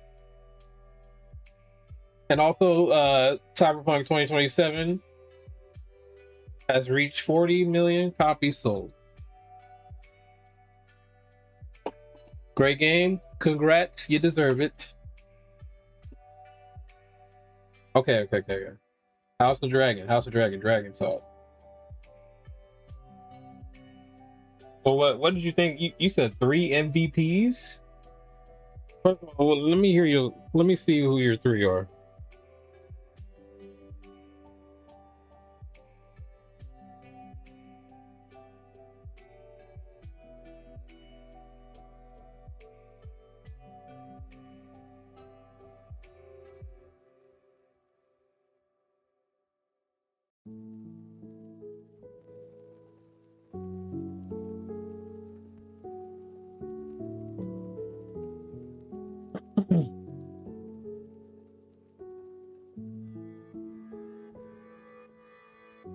All right, we start the episode of Corliss, Rhaenyra, and Alicent cousin Ormond.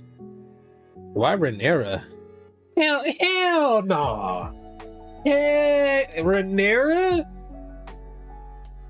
Nah, bro. If anything, Rhaenyra was the least valuable player this episode. She went back on her word so many times, bro. The Church of the Seven basically spat in her face, said, fuck your coronation, bro. Bring us a body. Then we'll recognize you. Nah, bro, nah. We ain't having that. We ain't having that. I ain't accepting that. Terrible take. I know, man. I know, Reaper. I know, man. We do need to get back on Baldur's Gate, man. Baldur's Gate came out around the time where I was in another gaming slump. After I finished, well, what game was that? I finished Expedition 33. I think I didn't stream for like a good 2 or 3 weeks. Probably longer than that. I did not feel like gaming. We did that one Baldur's Gate stream. I was like, man, nah. I need to chill, bro. But we definitely do need to get back on it, man. We do.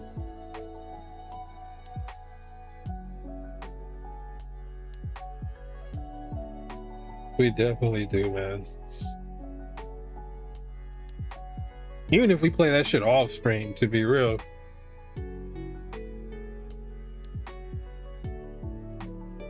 Where was I at though? Yeah, we can all play it, man. All three of us. So 3 campaign. Trio. So I wasn't really feeling my character, man. I think I did a wizard, right? I created a wizard. Yeah, I might go do something different. I wasn't really feeling, but it was still pretty early in the game too, so we'll see, man. But yeah, Angela, I'm not accepting that that Rhaenyra MVP vote. Not accepting that. She did the blacks. She's team black, but she did the blacks dirty this episode.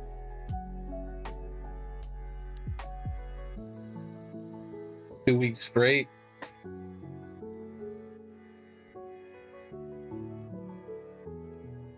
Rhaenyra did exactly how they do us, bro. They use us for what they can get from us, and then when it's time to pay back, bro, it's what?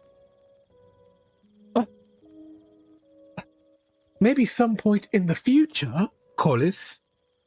You ain't thinking about legitimizing my sons because you got to legitimize your bastards.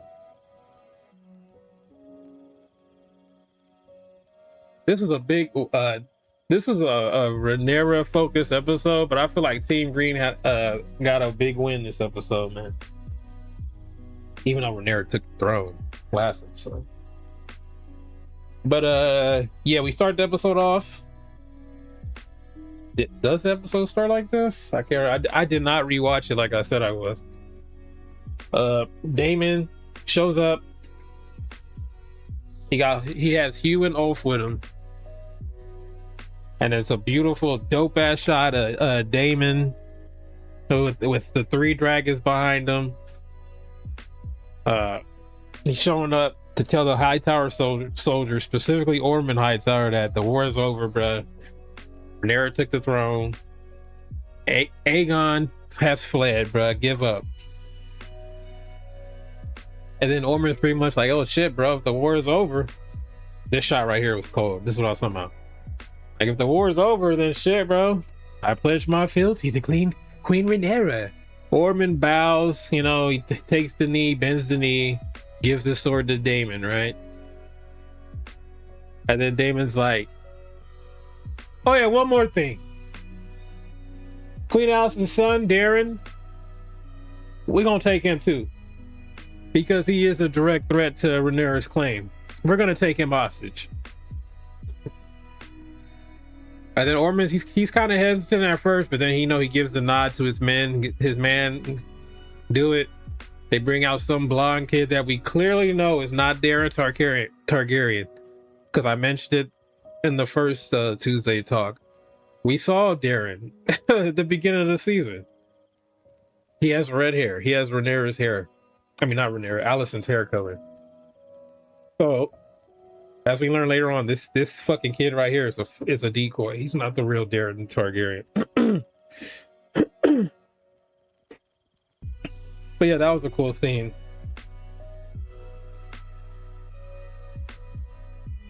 Let's see. Yeah, Rhaenyra's going through it this episode, man. I put in my notes, this episode should have been called Heavy is the Crown.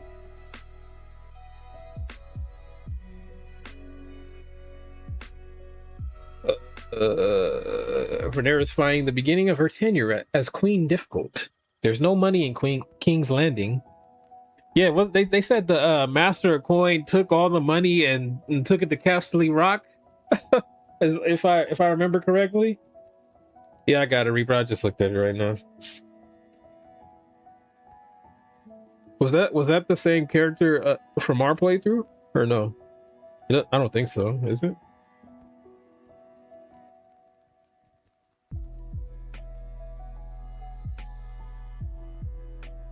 Where's I at though? Okay, what was I saying? Oh yeah. Castle Rock, bruh. So you know, Castle Rock. That's where the Lannisters reside, I believe. So they took all the money that was in King's Landing and sent it there, bruh. Before Rhaenyra and Daemon took and claimed the throne. Also, I want to go back and talk about the bastard riders, Ulf and Hugh. The disrespect they've been receiving from Rhaenyra and Daemon is going to bite them in the ass later on, bro. Because they literally helped them take the throne. And to be real, Hugh the Hammer is what Rhaenyra bestowed him. He has the second largest dragon in the world after Vhagar. Vermithor is the second largest dragon. I mean, they size ain't everything, right? But still. Hugh Hammer, I'm pretty sure Vermithor can I forget what Rhaenyra's dragon's name is. That small dragon he can probably take him with ease. Caraxes has that long ass neck. But what real damage can he do? Oh, the character's modded.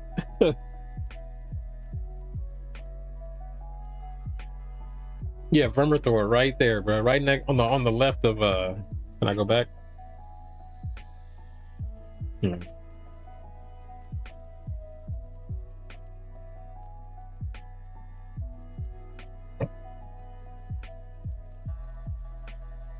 Oh yeah, and she's also they're planting the seeds of the Mad Queen. The Mad Queen storyline or whatever. Because as we see throughout the episode, Rhaenyra is losing herself, bro. Not the same woman she was even an episode ago. She's seeing hallucinations of her dead son. Bro, she's all timid and jumpy at everything. She's losing her mind, bro. She finally has the throne she's been fighting for, bro, and shit's still not going her way. She tried to get anointed. She's trying to get anointed. Church of Seven said, we ain't having it, bro. Bring us Aegon's body. Rhaenyra said, Aegon's dead. That nigga knew she was full of shit. So, yeah, well, bring us the body then.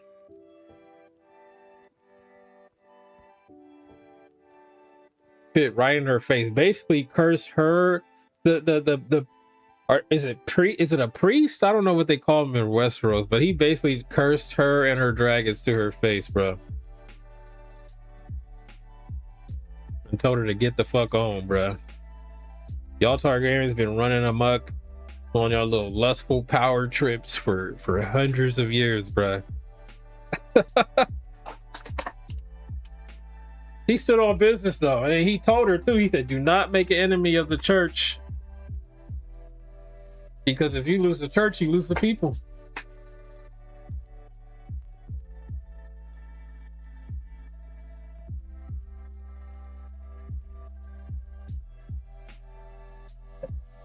But yeah, nothing really too major happened this episode.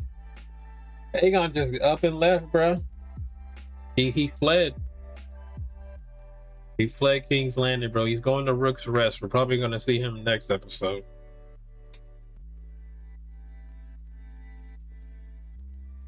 But yeah, like I said earlier, this episode is pretty much just a series. I'm just trying to fit in. I know, man. I know. I was playing along. I was buying into it. What was I saying? Yeah. Rhaenyra. This episode is basically just a whole bunch of L's for Rhaenyra and her going back on her word. Like when she told Alicent, like, you know, if you help me get into the castle, you send Aemon away, you tell the guards to stand down when they see dragons. We'll let you and Elena escape. She got that. She told him straight up, like, oh, no, y'all staying here. I lied about that. Y'all staying here until I can find Aegon.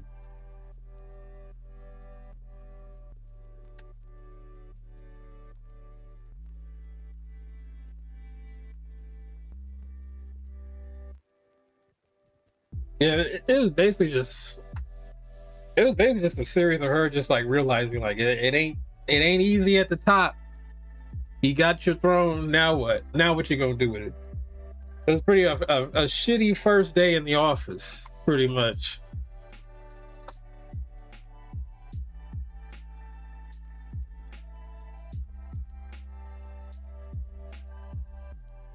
Oh yeah. And Corlys, man. She did not do right by Corlys. Corlys has sacrificed so much for Rhaenyra and her cause. Because remember, originally, bro, Corlys didn't even want to join Rhaenyra to get the throne, bro.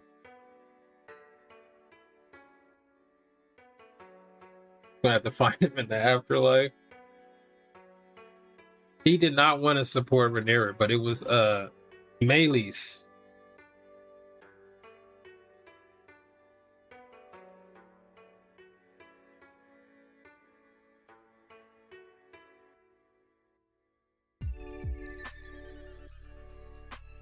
All right.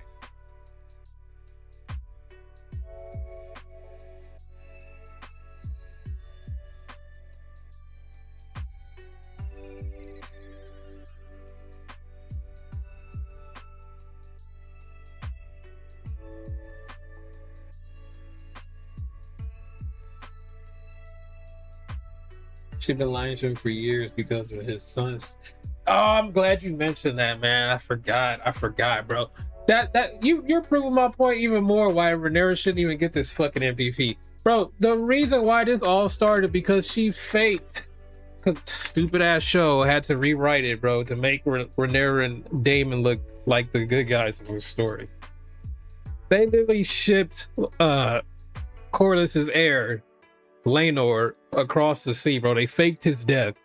But you know, in the book, it's implied that they actually murdered that nigga. But in the show, they changed it, obviously. They had this nigga fake his death to send him, you know, on the other side of the world, bruh, so they can get married. And that was just the beginning of the fucking domino effect for Corlys and his family, bro. His family ain't been right since they did that shit.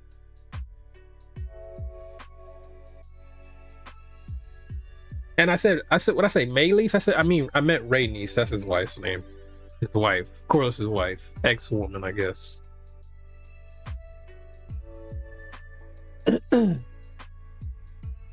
yeah, that was the only reason why he joined Rhaenyra, because she convinced him. Because she had her claim pretty much taken from her too. But yeah, she did Corlys dirty, man. That shit pissed me off. Cause like, you know, they had that cool moment. Corlys said I was gonna legitimize Alan and Adam. I'm gonna give you my name.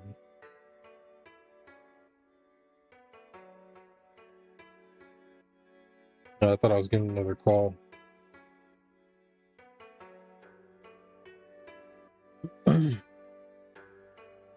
Anyways, oh, they hid something else from Angela.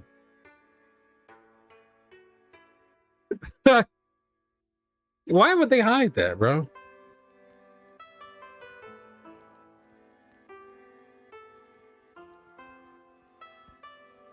They always blocking your comments. They used to block Ahmad's comments, so now they blocking all yours.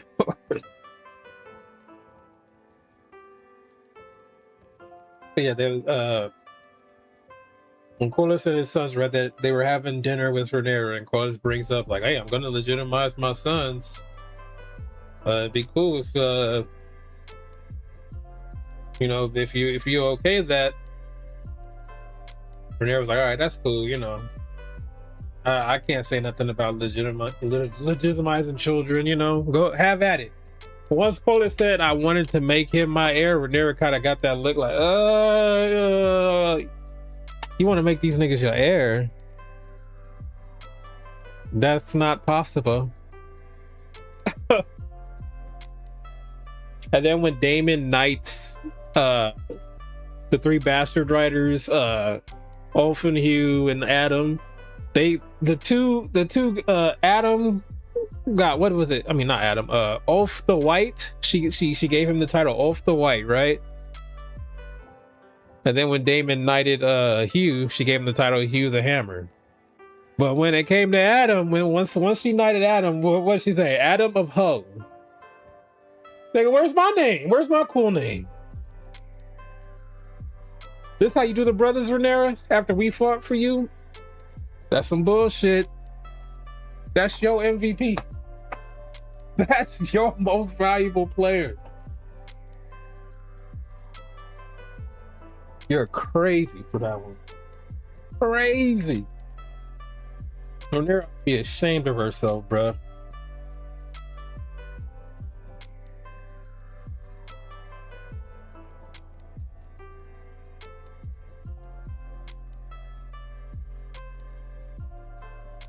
Ought to be ashamed, bruh.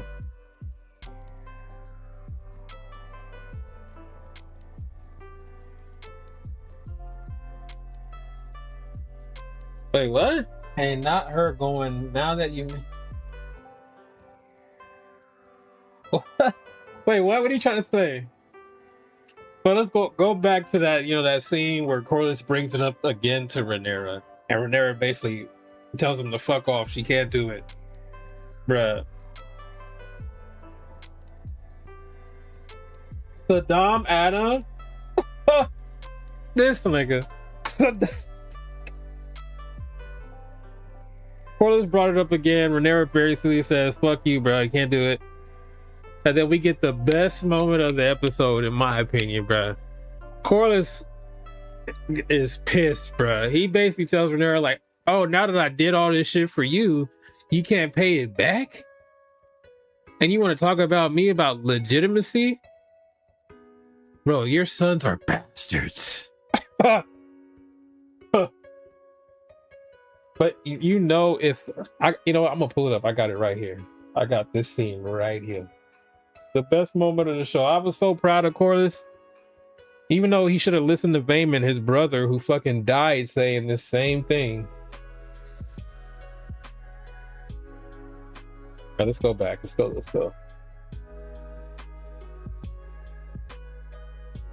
I legit was, at first I was like, "Oh, Corliss." Now you see what your bro was talking about, but after a while thinking about it, I'm like, okay, he stood up for himself, bro. Even though it ain't gonna change anything, at least he knows how this nigga feels now. Okay, let's play the sound a little bit from this scene. Let's play it a little bit. Your Grace. A word. This is Corliss talking to Rhaenyra. Bringing it up You again. made Adam a knight, but it seems you styled him Hull rather than Velaryon. We had agreed, I thought, that he and Alyn would be legitimized. Now, if it is a matter of ceremonial... I'm sorry, Corliss, but in this moment I cannot do as you ask. Oh, in this moment you can't. Look, the look on this nigga's face. All I had, everything, in service to you. My castle lies in ashes, and I have asked no favor in return but this. You know very well the rumors that have dogged my sons from the first. My reign has just begun. I cannot, in this moment, be seen to raise up those born outside of noble troth. And so you will insult my house. The nerve of this bitch, dog. Born out of what's he say? What's he say? What's he say? To raise up those that have dogged my sons from the first. My reign has just begun. I cannot, in this moment, be seen to raise up those born outside of noble troth. Raise up those born outside of noble troth. She can't do that. She can't do that. You mean like you did for yo bastards? Those strong boys? Hell nah. MVP? And so you will insult my house, so that you may be seen to be something you are not. I have Joffrey to think of. I was staunch in my defense when your own troth was doubted. Yes, and I thank you for this, among many other things. But all eyes look to me now. Perhaps one day, when there is not Perhaps so much one scrutiny- day. You are ashamed. It is a matter of legitimacy. Your son Joffrey is a bastard. Bastard. Your son Lucerys, whom I accepted as my heir, Exactly. was a bastard. Lord Corlys. Your son Jacaerys lived and died a bastard! Say aloud to me the reason your children deserve what mine are denied. Say it. Say it out loud. Let the courtyard hear it. I'm so disappointed, Allison, man. I love me some Allison, man, but she's trash this season, man.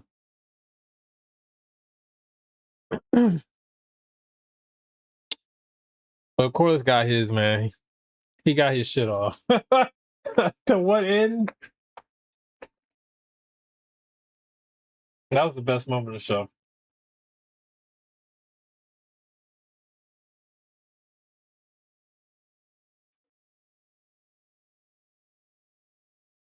How did the episode? Okay, I think the episode when Rhaenyra finds out that Darren isn't the real Darren, she tells Allison, like, I have your son captured. And Allison's like, what are you gonna do with him? She basically tells her, I'm gonna send this nigga to the wall to live out the rest of his days. That's better than killing him, right? And I think Allison says something along the lines like, am I supposed to be like happy? Should I thank you? But anyways, they go see Rhaenyra goes sees Darren in his quarters or whatever he's locked away at. Then she brings Allison in. Allison, no poker face, bro. Allison, you know, Allison, one of my favorite things about like Olivia Cook as Allison is like her facial expressions, bro. As soon as she stepped in that room and saw Darren, you could immediately tell she was like, this is not my son. And Rhaenyra caught on to that immediately. She was like, this ain't my son. Checked his hair and everything. Like, but then we also learned that Ormond pulled this off, you know, with the I can't even think of the word right now. The imposter, the decoy. And we learned that Ormond went back to what I forgot what city they said it was, but him and Darren were holed up in one of the cities. And then Rhaenyra's like, okay, let's go to attack them. And then they basically say like, bro, they're held up in there with people, with thousands of people. You can't just go in there burning them down, bro. Those are your people now. So it was a good play of Ormond using, you know, the people as like pretty much human shields from Dragonfire. But hey, he hoodwinked Team Black, bruh. Masterfully. And it's so funny that Rhaenyra said, did he not think I would notice? You didn't. Y'all literally took off with the decoy. And the real Darren got away. Like, You did it. You didn't notice. Neither did Damon. Damon's dumbass should have knew when they were handing off Darren to him that his dragon didn't even react when they took him away.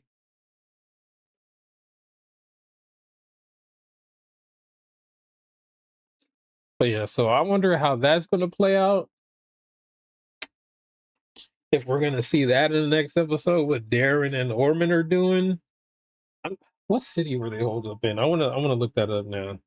'Cause I forgot where they said they were at.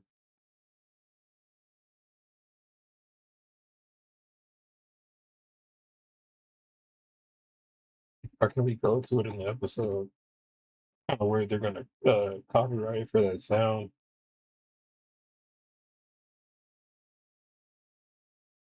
Would. But he will keep his life. Do you wish me to thank you? Do you wish me to thank you? I see you have been merciful.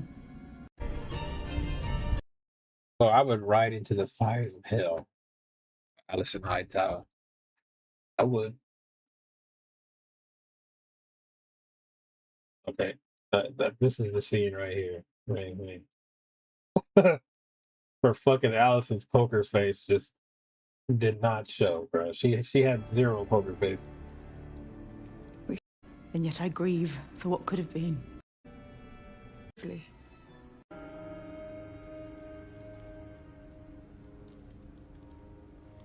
I see that nothing moves you.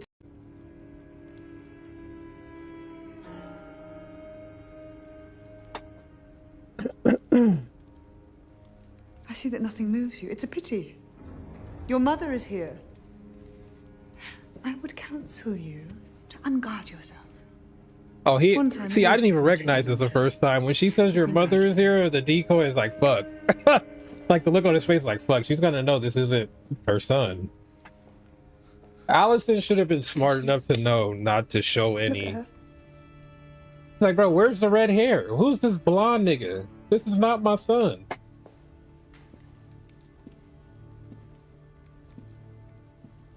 Allison, what are you doing? Bro, Allison's been selling her family out this whole season.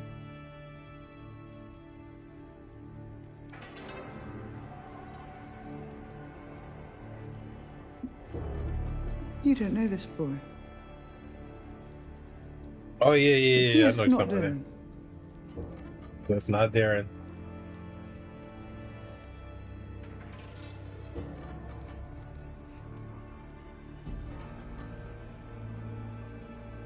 Who are you then?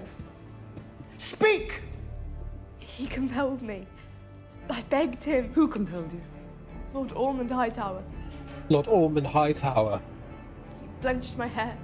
Blenched Told me I my must hair. play the part of the prince, even if she burned me with dragons. I must stay silent, or he would have my mother hanged. This nigga Ormond cold, bro. But hey, you gotta. It's war, bro.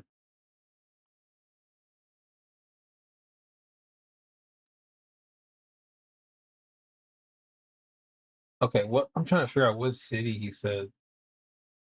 Hungarian.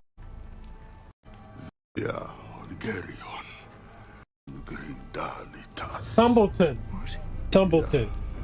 Hargeral Barai Grimajepas. Yeah, Hungarian. So Darren and Ormond are in Tumbleton right now with the rest of their men. Se suenos al trizut. Zerivar muti vadas. Mipiri. And Rhaenyra was ready to head over there and burn Tumbleton down. This nigga had to remind her, like, bro, your people live there. Idiots. You can't kill them. What up, Connor? What up, Connor? Okay, I'm gonna go to that moment where she was like, I didn't notice, but now that you mentioned it, I can tell. Why? Because they all have black skin. I mean, yeah, that is a dead giveaway. Oh, you know, before I do that, I'm gonna go back to when the church basically spin Rhaenyra's face and curse her dragons.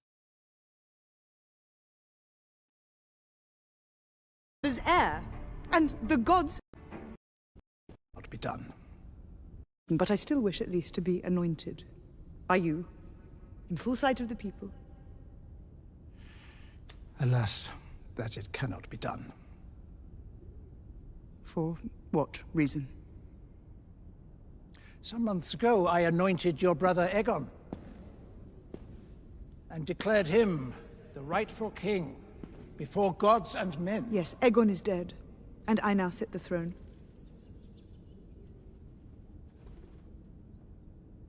So you now say. So you now Is say. it your contention that I'm a liar? Well, you are. We have not seen his remains. Been some 7 kingdoms, have they not?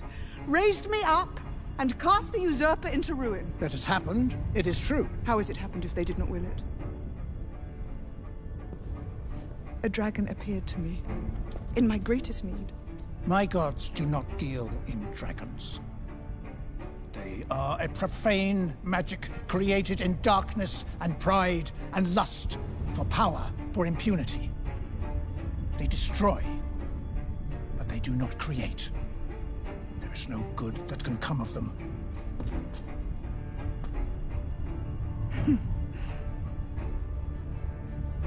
You have made your position exceedingly clear. With respect, I advise you, do not make an enemy of the faith. It exhorts and comforts and binds together your people. Underestimate it at your peril. Underestimated at your peril. Well, by the end of this season, Rhaenyra is gonna be a fucking mad woman, bro. Bro, she's gonna be schizophrenic. I must confess to you now a thing I met on my earlier travels. I did not claim them as mine. I was ashamed. And I dreaded grieving Rhaenys, my wife. And I am grateful she showed me grace before she died. I did not guess. Though I believe I see it now. You need fear no reproach from me. It is many a lord who has mixed noble and common blood. Their sons are no less stout of heart. And then you heard what she just said right now, right? And then when I played earlier, later on in the episode, what she said about nobility and all that bullshit. Hypocrite, bruh. Hypocrite. Fuck you, Rhaenyra. Team Green, bruh, all the way. Aemon's coming. Aemon and Vhagar's coming, bruh. And so is Aegon. Hope you like barbecue. All right. Let's do these episode MVPs. We've been talking a lot. We said there wasn't much to this episode, but we the hell with your queen. Episode MVPs for week 3. We have Ormond Hightower for pulling off a masterful plan, finessing Rhaenyra and Daemon with the decoy Darren and taking off the Tumbletown. And then, of course, Corlys for calling out Rhaenyra on her bullshit, calling out her sons for being bastards like his brother did, like his brother lost his life for doing in season 1. But Corlys, he's just that nigga, bro. He did that shit without any repercussions that we know of. Who knows what's gonna happen in the next couple of weeks? The 2 MVPs right here. So you were one off, Angela. I don't know why you had Rhaenyra in there. Crazy. Crazy.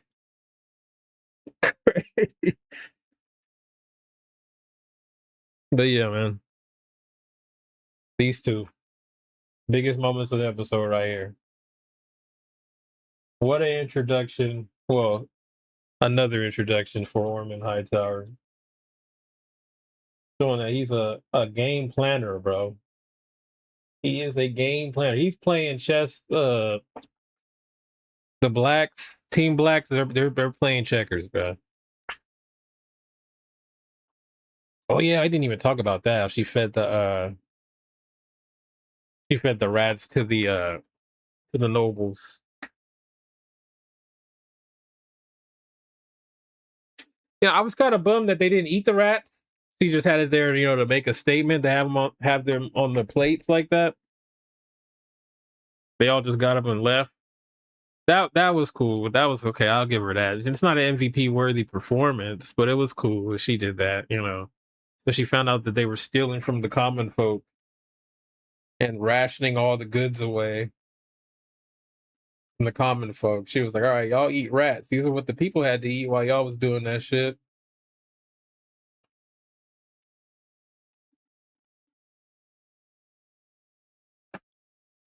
Yeah. Episode MVPs, y'all. Proud of you, Corliss. Orman, I can't wait to see what you do next, my guy. I pre-ordered GTA 6 already, Conrad, 2 weeks ago, actually. Hey, that's it for Dragon Talk, bruh. That's it for Dragon Talk today. That's it.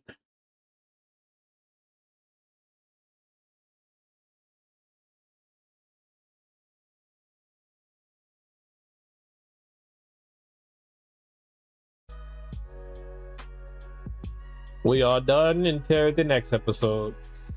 Yeah, Corliss, he really has. Episode 1, he showed out. Episode 2, legitimized his sons. Episode 3, told the queen she ain't shit, and neither are her bastard ass sons. Her bastard ass dead sons. Yeah, I'm petty. Don't do that man like that after he sacrificed so much for your cause. His home, his lady, his children, his fleet. You just gonna spit in his face? Nah, Renier, you can go to hell, bro. I ain't relaxing. We ain't doing that, bro.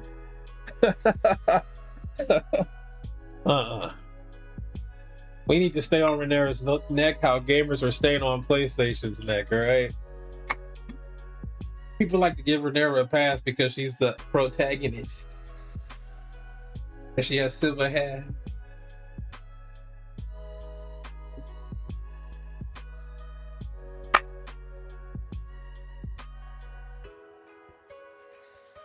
Reaper, you can come back!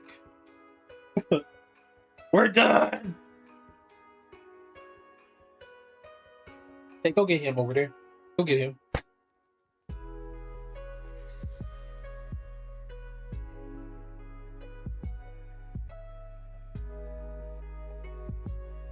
It was a good episode, though. It was the slowest episode of the season, but that's bound to happen. We've had 2 back-to-back bangers. I ain't complaining. Some of the best parts of Game of Thrones is the politicking and shit, the scheming, the planning.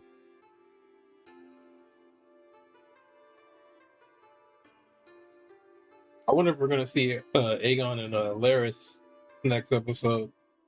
Are they gonna make it to Rook's Rest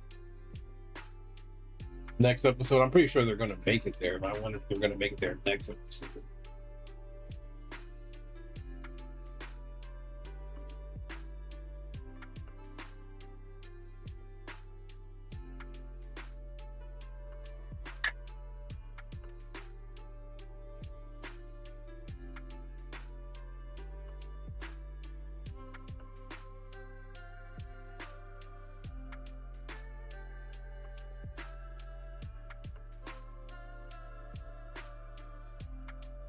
I know Eamon got stabbed the last episode, but man, he was missed this episode, man. I hope we see him next. I think in the preview, we see Kristen Cole at Harrenhal, and he's talking to Alice Rivers. He's like, "Where's Eamon?" So we might see Eamon next week. We might see Eamon. Him healing from his injuries.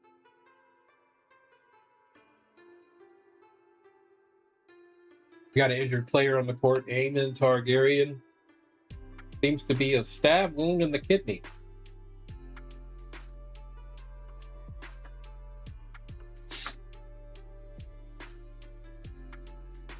But is he going to be crazier than Rhaenyra, the Mad Queen?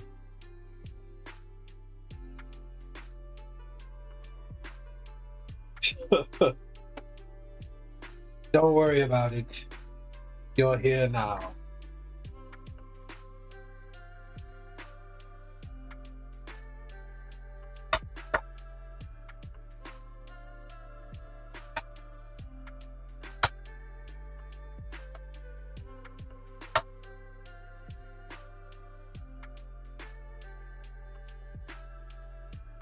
Good episode though.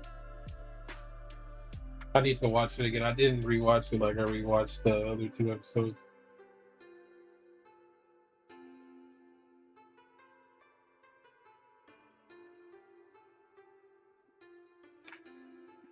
Allison got to get an MVP at some point this season, right? I'm kind of predicting that's not going to be the case. I think the character assassination continues this season.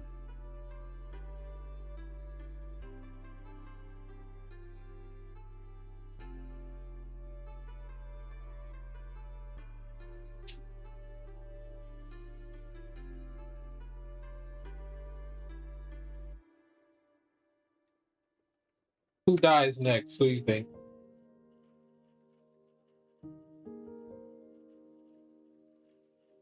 I gave it to her first episode? Allison?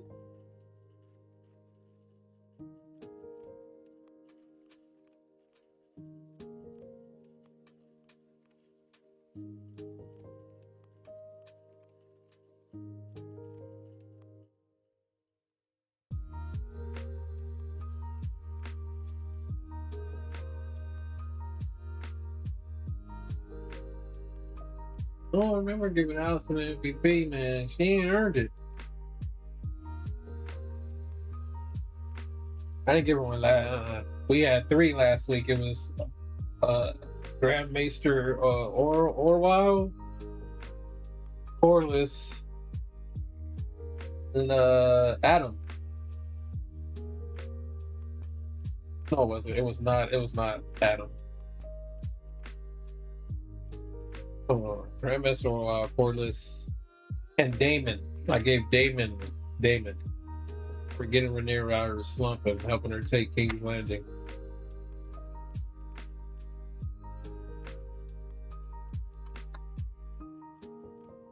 You know, I'm so glad that didn't happen, Reaper. I know people that was like a popular fan casting for people.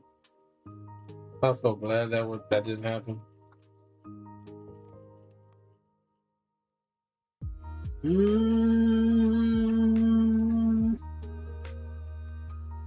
no. Oh no. Oh no. Play the video. Play the replay.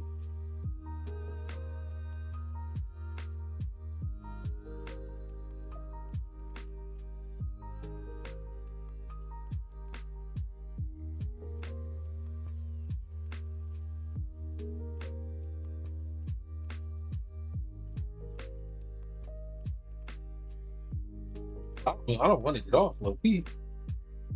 I'm enjoying this series.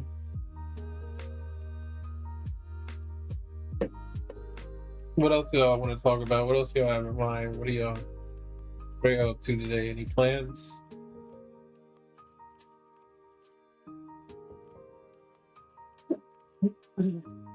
How was your guys' 4th of July? What did y'all eat? I didn't see any plates in the Discord.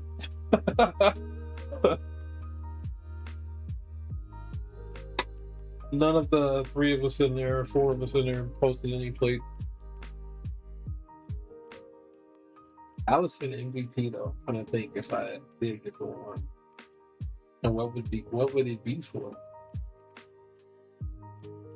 She didn't do anything in the first episode.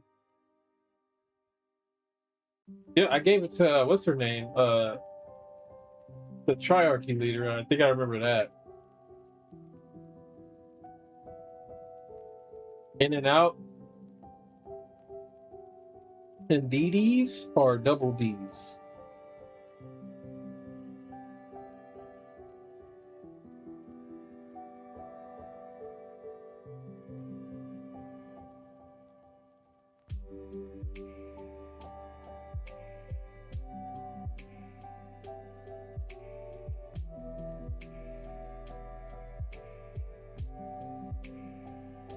Did In and Out fall off? I feel like In and Out kind of fell off, bro.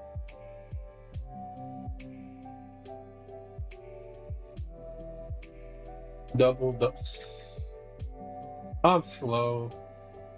I don't know how I didn't put that together. I'm like, what's double D? What's DD? Double D's? I thought you were, at first, when I first read it, I thought you were saying you went to In and Out and then went to DD's. Like DD's discount. Do they have that store near you? What you doing there?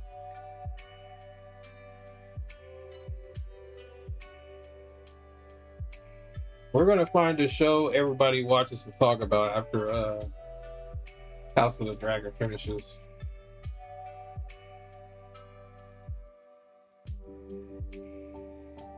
I'm trying to think what's upcoming though.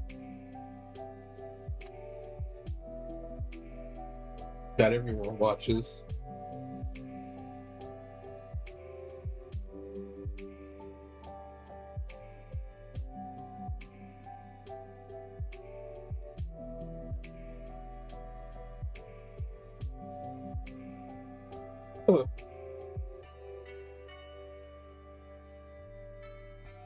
Double D's? I'm such a bird brain, huh?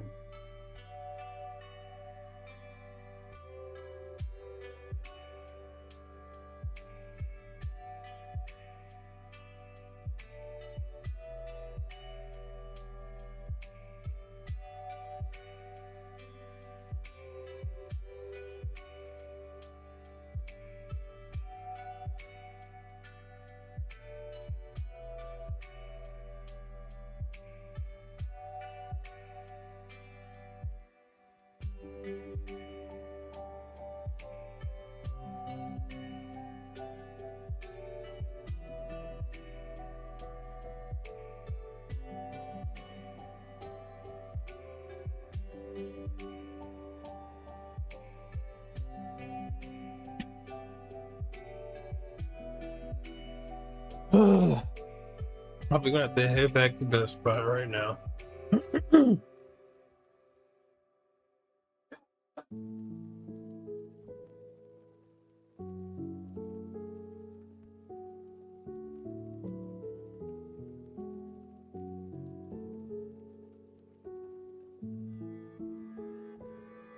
Snacking on some bomb ass popcorn. I just bought some popcorn.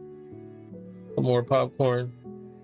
I buy that AMC brand now, man. I'm such a fanboy. Cause you know they sell the AMC popcorn at Walmart now. I used to get the what's that brand, Orville or some shit with the old dude on the front. I used to get that brand, but I've been buying the AMC one since they put it in Walmart. Got the little butter packets to pour on top. Fire.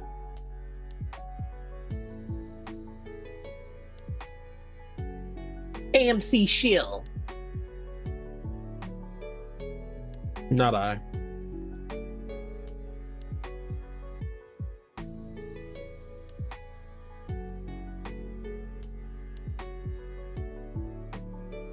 Yeah, I would like to, you know, pop some popcorn, kick back and watch it on my new Sony Bravia TV.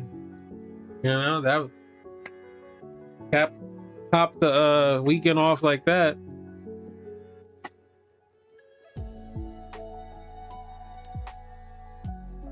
Revenbacher? You lie.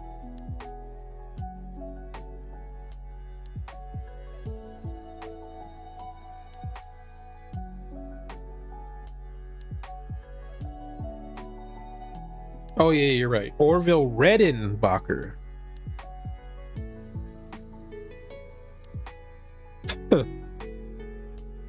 Yeah, this is the brand I get. I get the movie theater butter.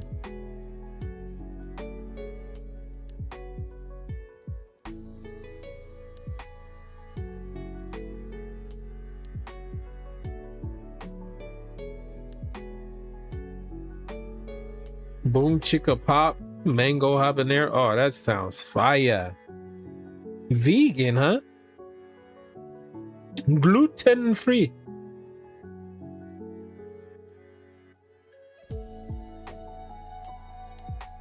He's a gluten free.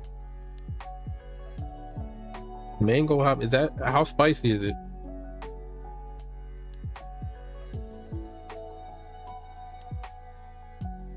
Is this like those what's it called? I forgot the what's that brand that they it's like in a white bag popcorn. It's supposed to be like healthier than, you know, actual popcorn. What's that shit called?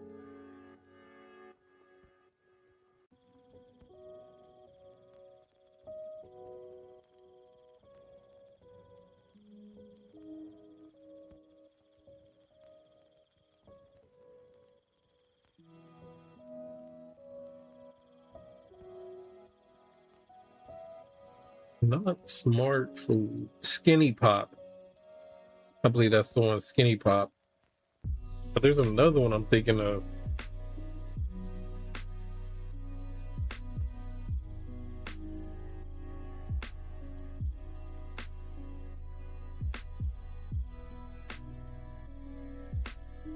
I think it might be skinny. I know Skinny Pop is another one. But they're like in white bags, right?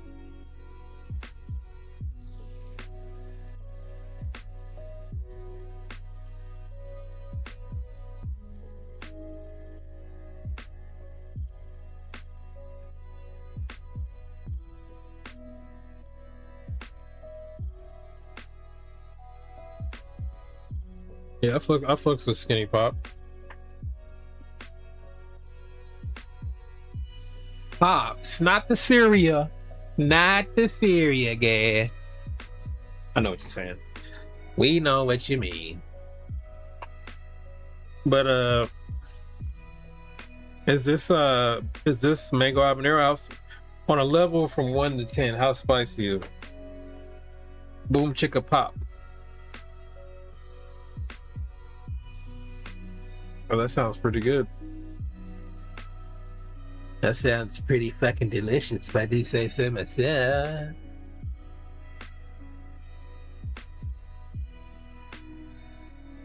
I do love Pop cereal. That shit's fire. Not Pops. Pops is a cereal, but that's not the one. Smacks. Smacks is underrated. I love Smack. Well, I haven't had them in forever. I don't eat cereal like that anymore.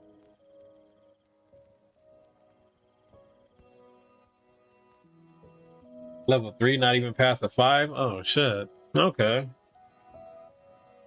I seen that pop up too when I typed it in. How much is that shit?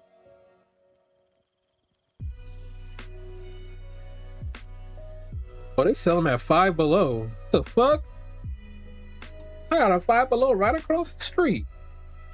Right across. Why'd I say it like that, bro? Like, come on down. Get your cold bread and chitlins. All right, I'm done. Yeah, they got them at Target, like you said. $3.59 is not bad. $4 at Five Below, though.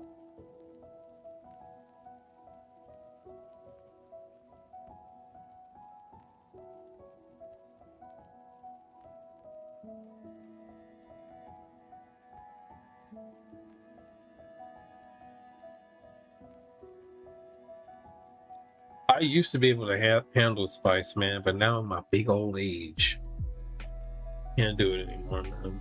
Heartburn. Doesn't feel so good coming out on the other end either.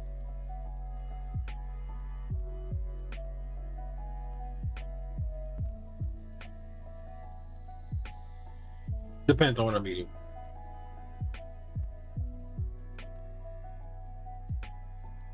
Not that hot, okay. I don't want to put. You just reminded me of something, Reaper, but I'm not gonna put all my shit out there, bro. What up? Welcome back, Connor. Welcome back. But I had a crazy. This is years ago. A young man.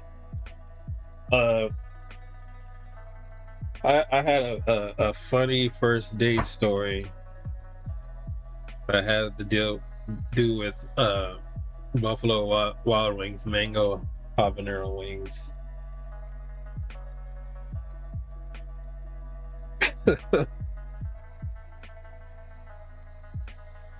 Filled this bag already. About to go back to Target for more. You know what? I might. Fuck. They don't sell them at Walmart. And then I just checked Five Below. You got to ship it. Because I don't got a Target near me. I ain't driving, 30 minutes out. Went out popcorn. But shit, I was definitely going to pick up a bag from Five Below. They're building a Target near me, though. They are. It's supposed to be done next year, I believe.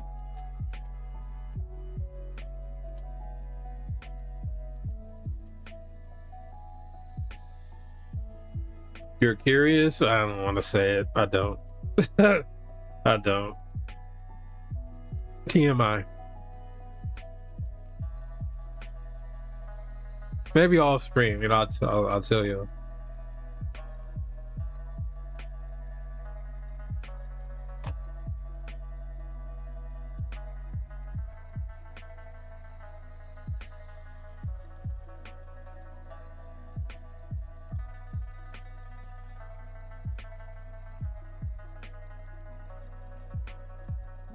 I do, huh? But I'm not at work. I'm at home. I was gonna go to Bevmo too, because they had the special like House of the Dragon wine. I was gonna go and I forgot all about that. You know what? I might do that today or Thursday when I get paid. You know how they do? You ever seen those like special like wines they do for like Game of Thrones? Remember when the last season of Game of Thrones came out? They did the special Johnny Walker White Walker bottle. I might still have that bottle somewhere. That bottle was so cool, bro. I might still have it somewhere. But anyways, we had bought like a whole bunch of like Game of Thrones themed wines, bro, and like we just drank every Sunday, when episodes was coming out. Forced a couple glasses, right? It was cool. I want to do the same with House of the Dragon though, but I think they only got one bottle for that show.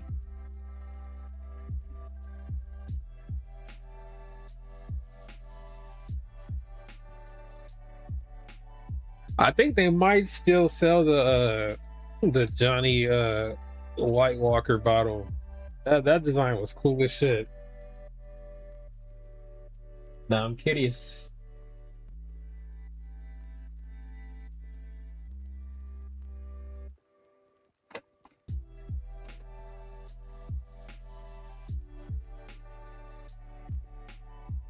Damn, bro, these bottles are going for 300.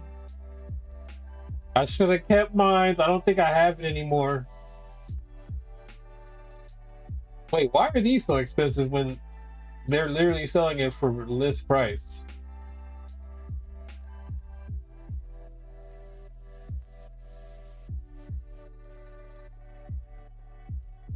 But yeah, this was dope how they did this.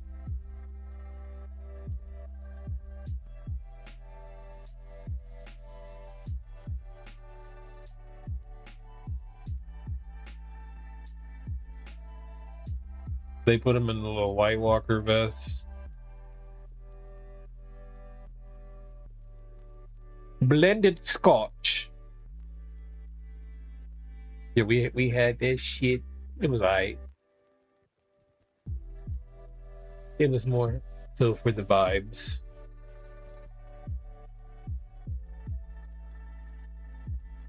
I think like each drink had represented a house. if I remember correctly.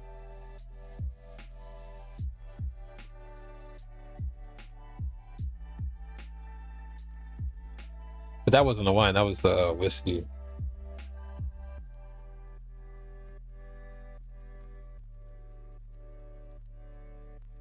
Let's see if they have it on this site. Doesn't look like it.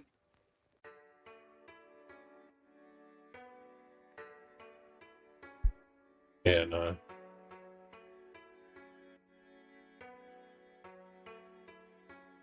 The Lord of the Rings? What do you remember what brand they were? Oh, this is dope. The little skull bottles? That's fire.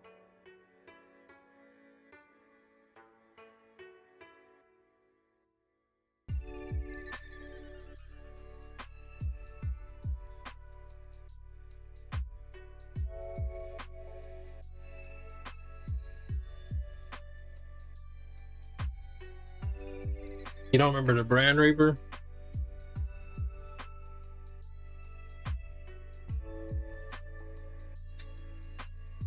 Lord of the Rings beer.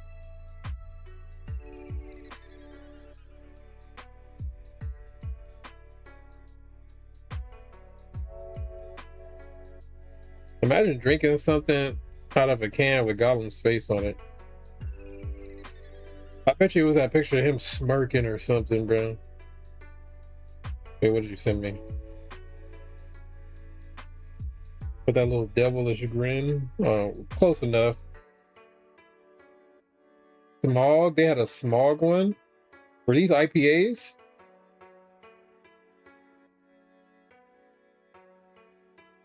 Oh no, these are the Belgian.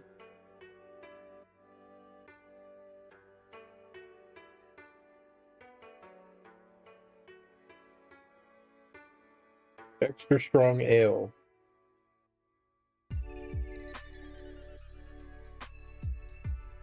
That's dope how they had the one ring around Gollum's bottle.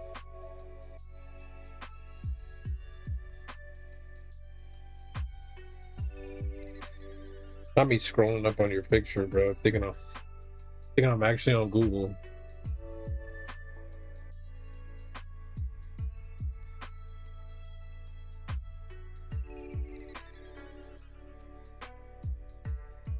Oh, these are considered rare.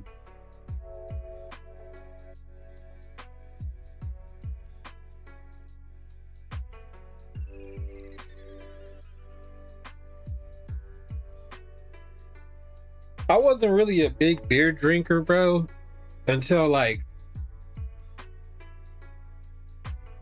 well, shit, it's been a while now, but shit, like, before I used to just like drink like a Bud Light or something, you know, something simple. I wasn't really a big drinker. I'd drink like whiskey or something, vodka, as far as beer. But when I was working at this warehouse gig, man, there was this one dude that used to work there. We used to wrap them pallets together. All he used to do was talk about beer, bro. I was like, bro, so the beer culture is really this vast, not extensive. He was like, yeah, bro, you gotta try it. He started bringing me shit to try and shit, bro. Been hooked ever since, bro. I can't even drink Bud Light anymore.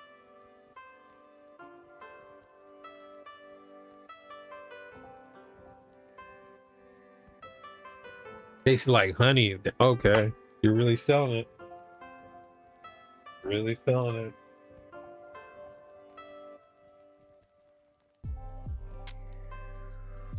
Yeah, cause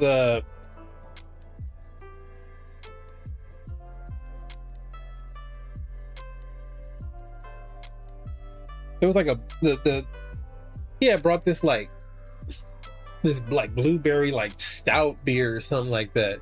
I forgot what brand it was, but this shit was fire.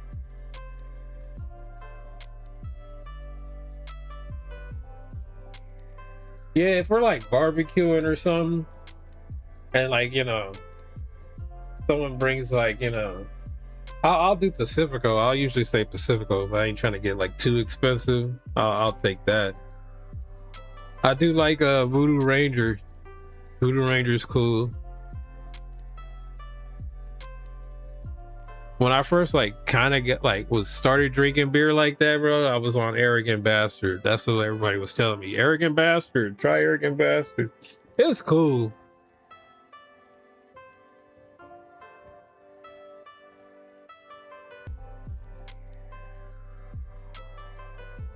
But I used to go to Bevmo regularly. Bro, I grew to love this drink. I don't know if they sell it anymore because I ain't been in a minute. It was called Golden Monkey. It was an IPA. Bro.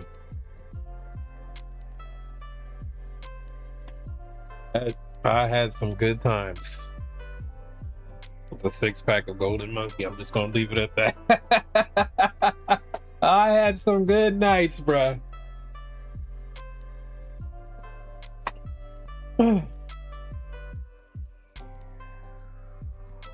I'm craving one now, bro. Now that we're talking about it. But shit.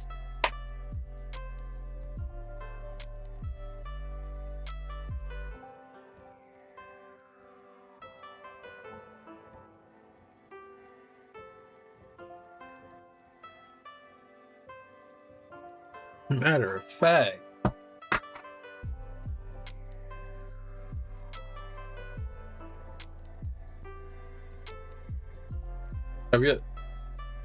They still have Golden Monkey? You tried it? Have you all ever tried it?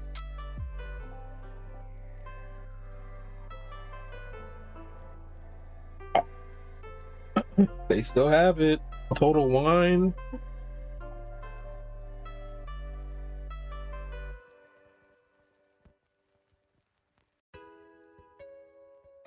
They don't sell that Bevmo anymore? Victory Brewing Company. I remember that was the giant V on the front.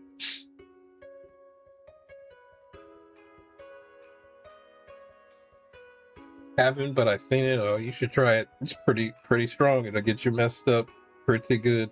Pretty good. Do y'all understand that reference? If y'all do, y'all are amazing.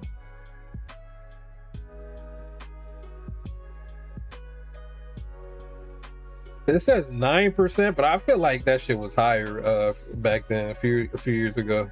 Did they lower it?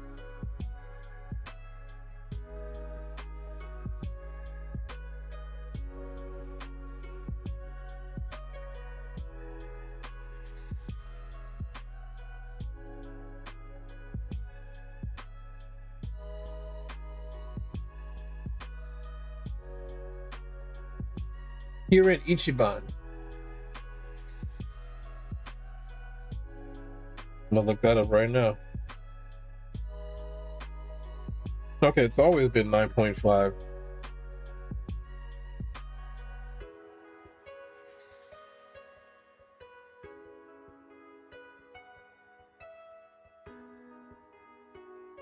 How do y'all feel about Arrogant Bastard? Have y'all tried it? Y'all think it's overhyped?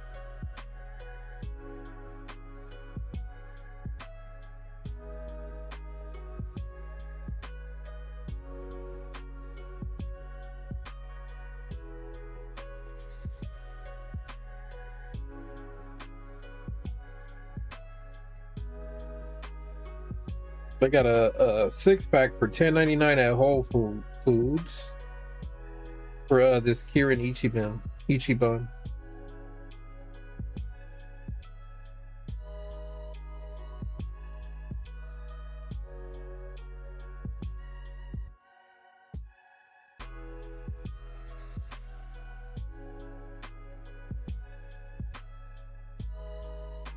It's good. You guys are making me want to get some beer. With some pork rinds. Huh.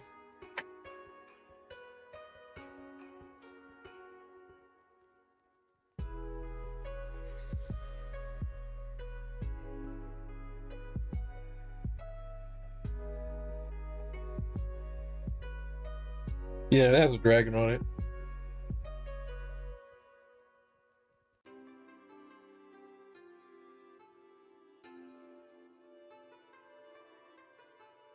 Or is it a horse? It looks more like a. Now that I'm actually looking at it, looks more like a horse. It has the hooves. Let me put these in the notes.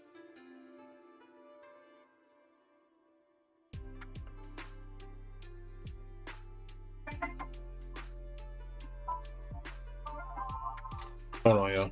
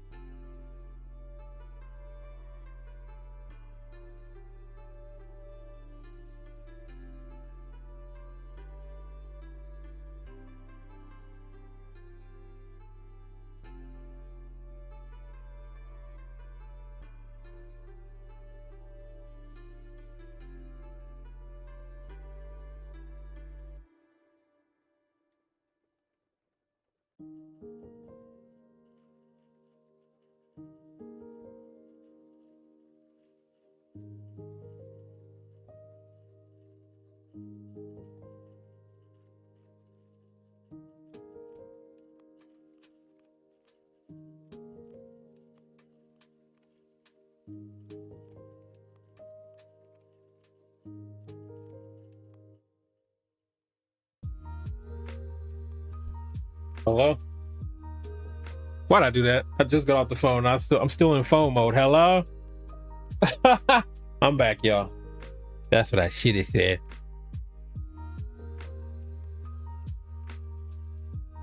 Hello? Are you still on hold? Dumbass.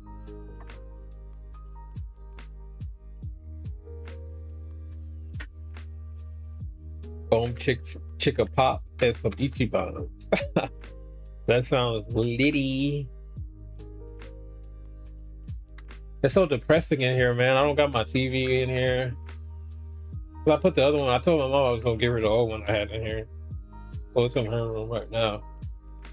I took my TV stand out because they're gonna have to install the TV and shit. My table's not in here. My little coffee table. It's a pretty empty space.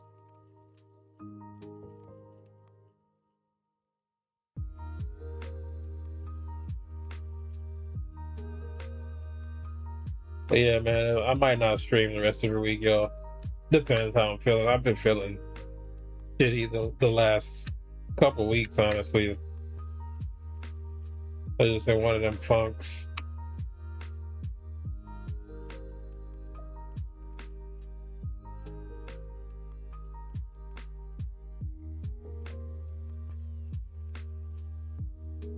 I hit one of them funks right when I started replaying Final Fantasy VII Rebirth, bro. Are we ever gonna finish that game? We are. I'm committed.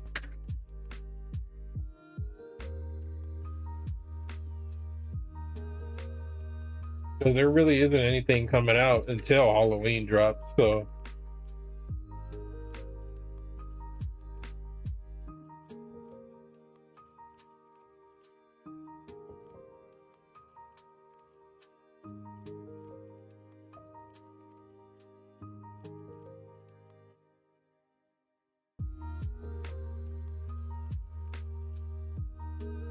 I was looking at the camera, I'm like, bro, why it look like Chucky's head is like tilted a certain way it wasn't before?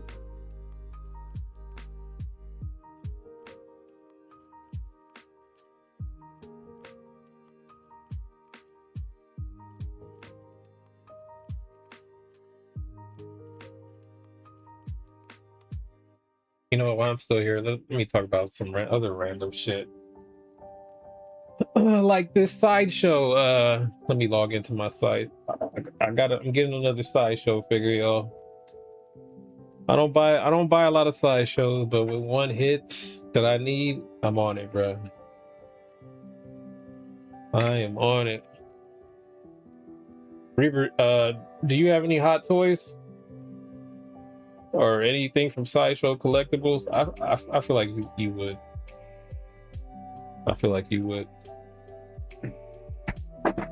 That's my password, bro. I thought I was signed in.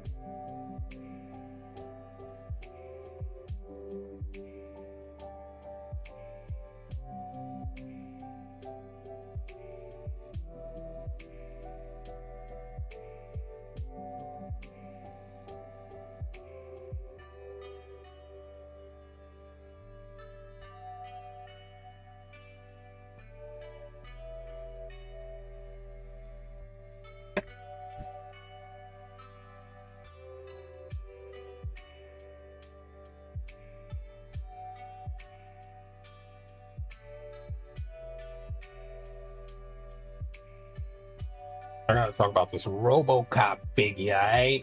Well, I don't gotta talk about it. I just want to show y'all because it's so dope and I'm getting it and I'm excited.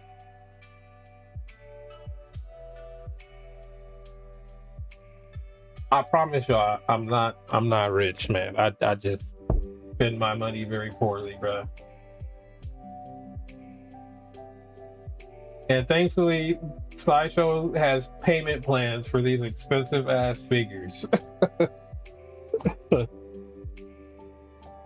But yeah, this RoboCop one, bro, look at this. Look at this one, bro. Fire. Fire.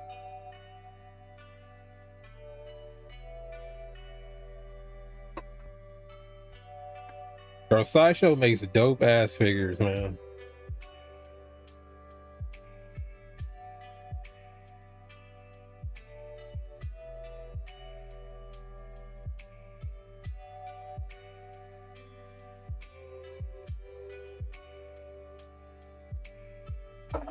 Put this on a charger.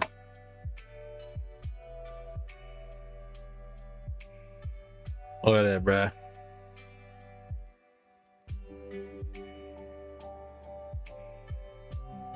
Tell me this ain't clean as a beach.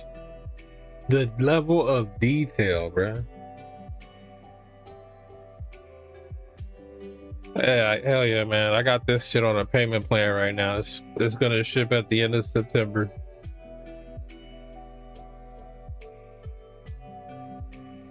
I need that, bro. Cause I said if they ever release another RoboCop hot toy, I don't care how much it costs. I'm gonna get it. Well, I have my limits. I do care how much it costs, but thankfully this one wasn't $400 or $500.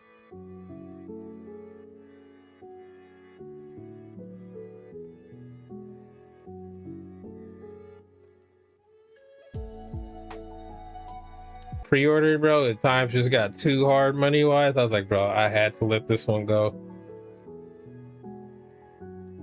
I had to let it go.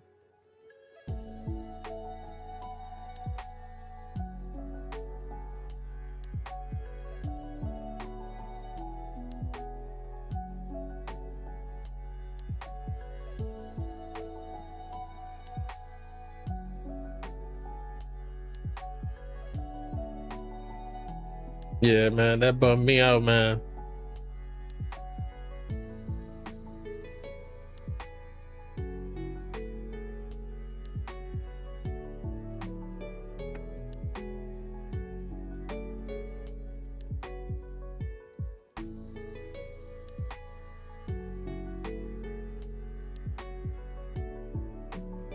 Oh, they got a Punisher one. 270. Hey, listen, man. These are expensive, bro. But I'm saying the payment plan, the payment plans are reasonable, bro. $20-$30 a month, bro, for like 6 months or so. It's not too bad, and they ship it once you make the final payment.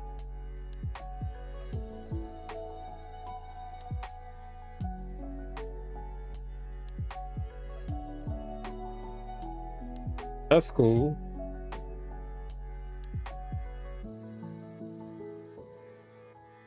I don't know how I feel about the jacket. Look kind of off to me though.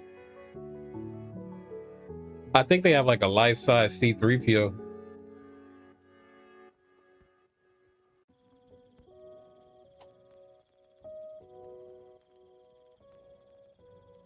Oh my god.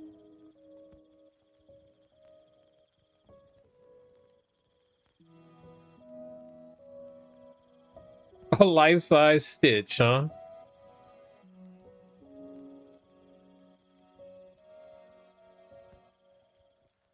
You spent money on some figs. I ain't never paid like upfront so much money, but I've spent a lot too, man. Like, just get if you have an option where I can pay it over time, cool. But I can't drop $300, $400, $500 for a figure up front. I ain't got it like that.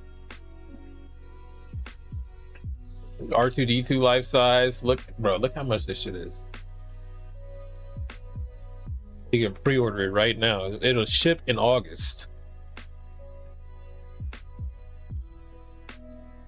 This is cheaper than the ones they have at the one they have at Galaxy's Edge. If it's still there, because I went in Galaxy's Edge at the droid depot at Disneyland, Galaxy's Edge. They have a life-size R2D2, but I think it's $10K.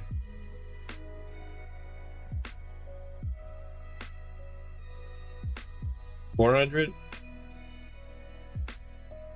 I'm lying. I have the most I spent up front, to be real, was $6. It was this motherfucker right here, this Chucky. That was the most I spent up front on a. I guess you can consider him a figure.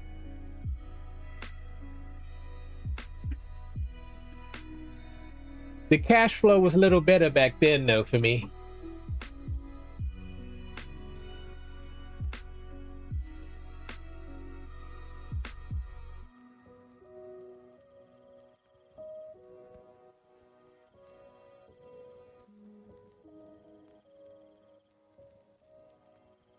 Well, they have the Auto 9 prop.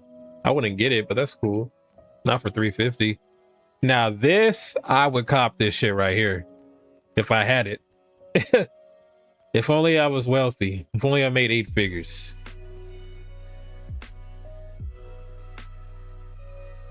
Yeah, maybe 6. Limited edition, I bet. That's fire.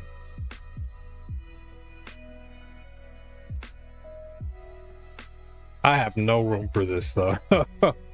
I have zero room for this.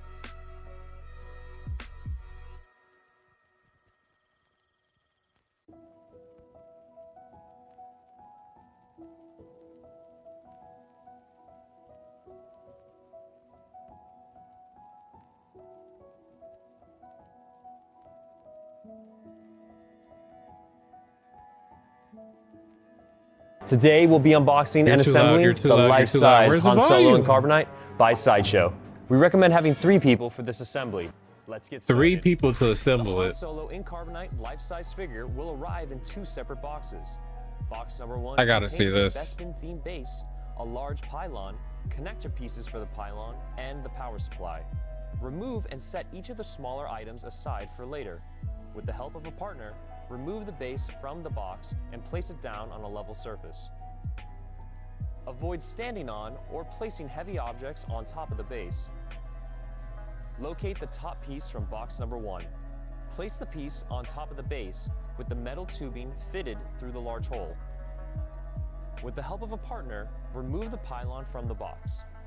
With the pylon above the base, connect the 2 power cables, then attach the bottom of the longer pipe to the right side. The longer and the pipe. shorter pylon. Side panels. Remove and set aside the side panels for later. To lift the carbonite piece from its packaging, have 2 people lift it from the side, while a 3rd person lifts it from the top. When handling the carbonite piece, grip these handles located on each side of the piece. Avoid setting the piece down on an uneven or hard surface. Please also avoid setting the carbonite piece onto the top of the base. Stand the carbonite piece upward. This mounting bracket should be facing the pylon. Carefully lift the carbonite piece up. Guide its back bracket over the pylon's mount. Then gently lower the piece down until the back bracket fully catches and sits within the pylon's I feel like I mount. should have went to this Make one. This is slight probably adjustments just the. Oh no, this is in vertical view. until the carbonite piece is in its position. Get the vent covering from box number 1. Slide the vent cover. Slide the same with the right mount. Damn, bro, the just carbonite show us. piece over. Switch on to give the figure power. The base, pylon, and upper right side panel will each light up. To light up the upper right side panel, press this knob. You can turn this knob to adjust the blinking frequency speed.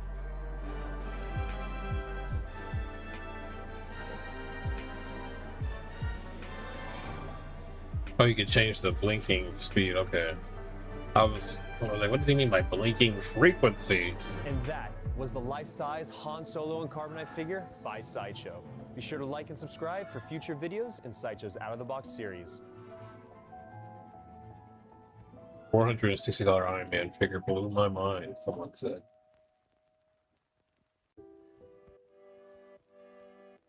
I want it.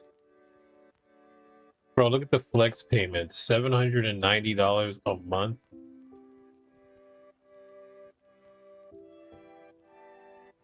Excuse me? Sir? Sir, that's about... Bro, that's like 2 car payments.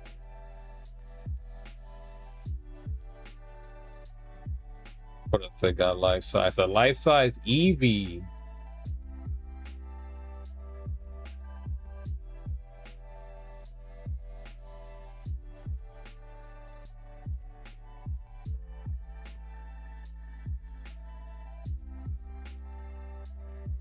That's cool. With the life size Pikachu.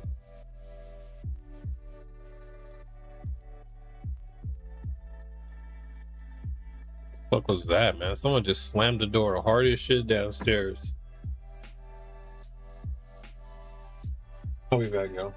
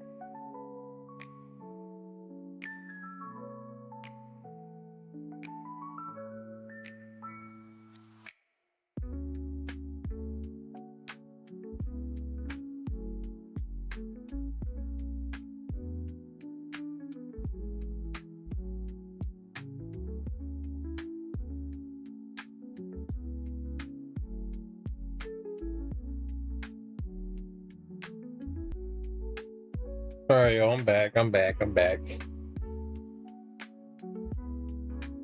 But I'm about to get off here in a little bit. I'm gonna look at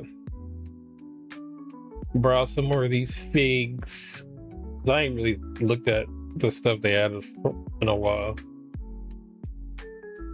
Trending. I do like to window shop this site from time to time. Damn. Oh, look. Balder. They got Baldur's Gate figs.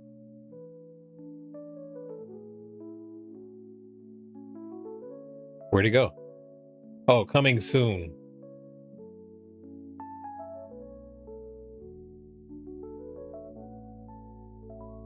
Life-size Darth Vader. I did see this. Look at the flex payment on this monthly. Eee!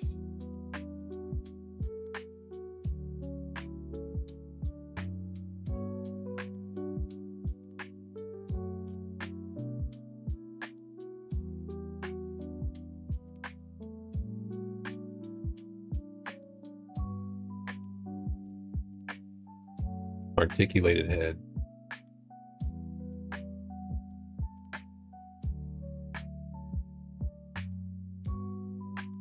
Man, if only I had money, man. The money, the funds.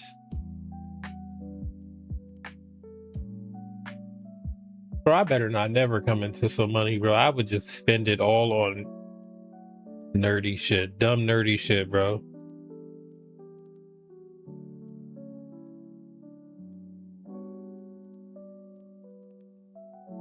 I got a Chucky though, I do.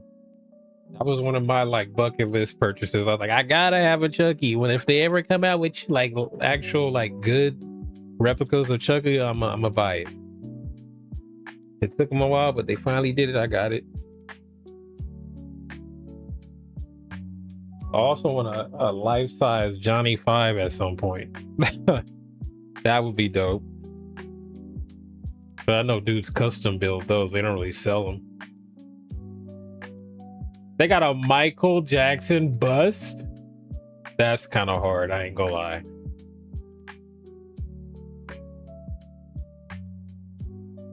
That's kind of fire.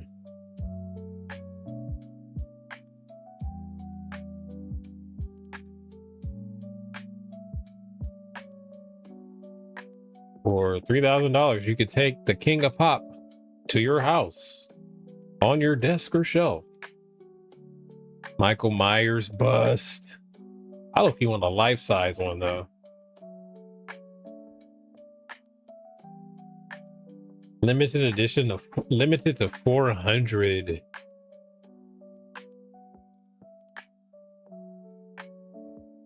That's cool. Dr. Doom Premium. The Crow.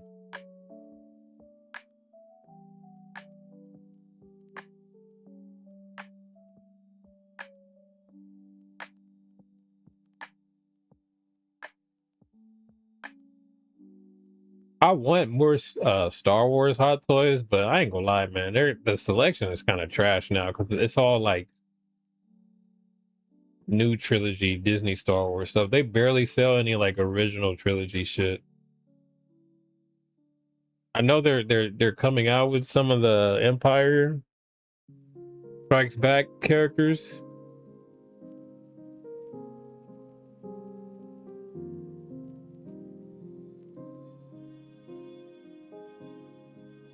Yeah, see, this is all like Disney era stuff.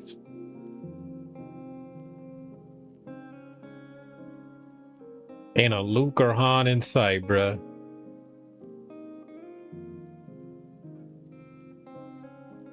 Oh yeah, I did look at this the other day. I want this. Join waitlist. I'm not getting it. Deluxe version. Okay, we could probably do the deluxe at some point. Maybe if it's still available in the next 2 years. For the collectors. Okay, that's cool. I need this.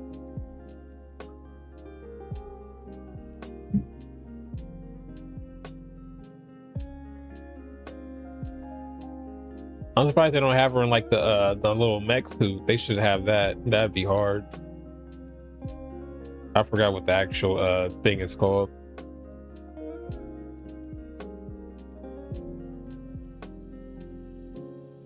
Rolling eyeballs, pulse rifle.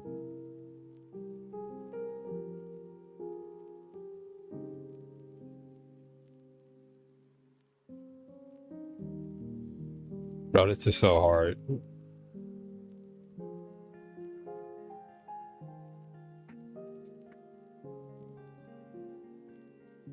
But yeah, bro, like, look, where are the original trilogy stuff?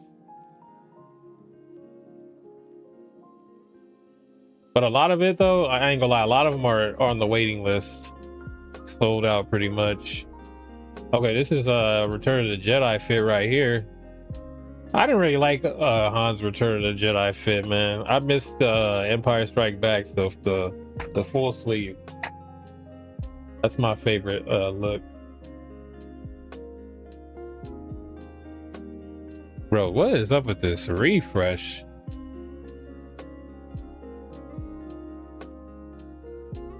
Moff Gideon.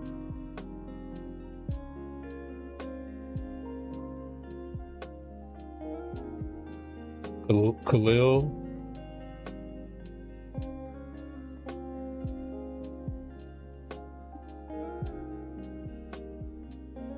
Cara Dune. This is on Hot Toys though. This is, what is this? I don't even look like Cara Dune.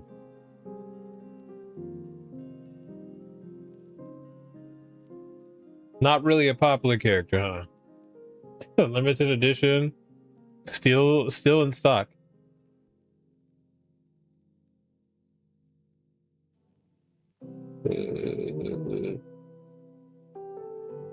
Anakin.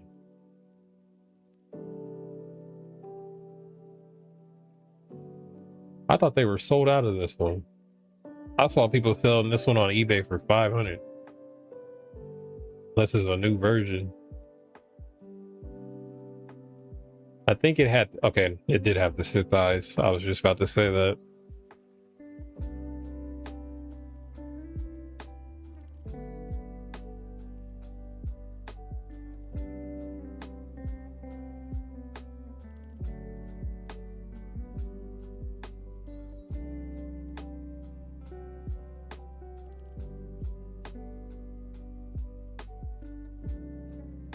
That's tight.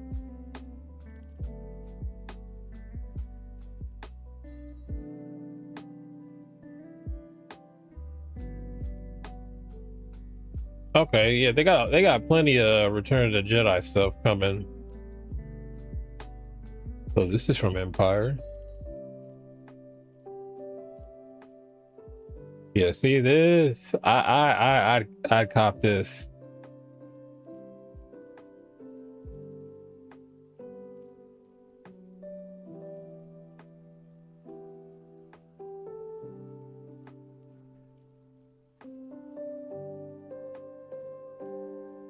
They come with the gloves too. That's tight.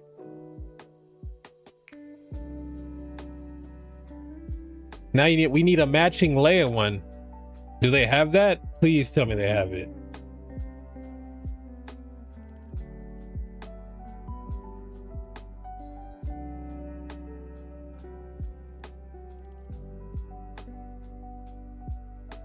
Qui-Gon, that's hard.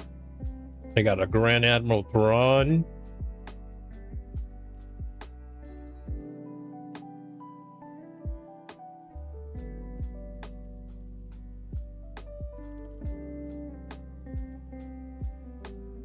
Do they have a Leia from Empire?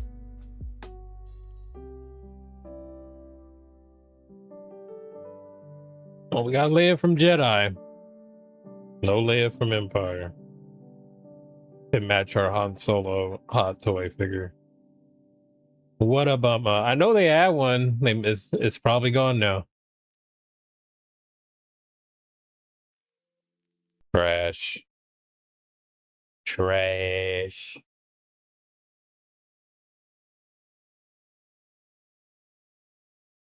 Did it go back again? Huh? I'm irritated. Okay, here we are. What page are we on? 3? Definitely we're on 3. Yes, we were. If there's any chance somebody at Sideshow sees this in the future, help a brother out.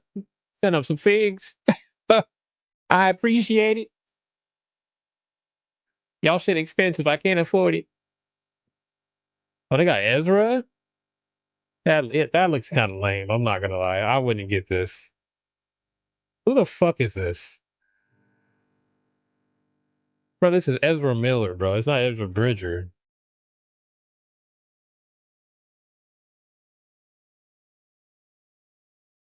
Nah, dog. Nah, that's trash.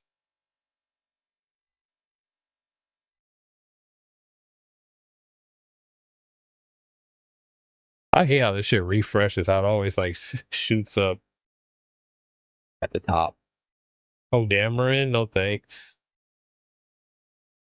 They got a Road to the Hut? That's funny. I don't want to be like my dad. I'm my own man.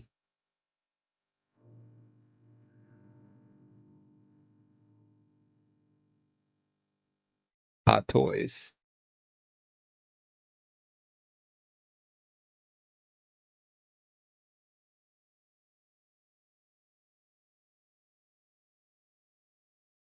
All right, I'm about to get off here. I'm just bullshitting now. We've been on here 4 hours.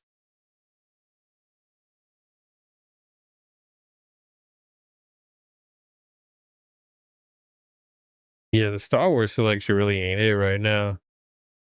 At least to me.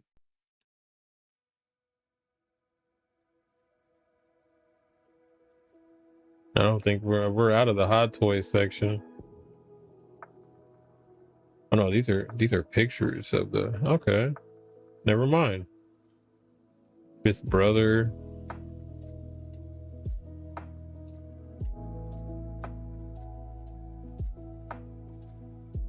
That's cool. Yeah, bro. Yeah, it was cool. It was a good stream.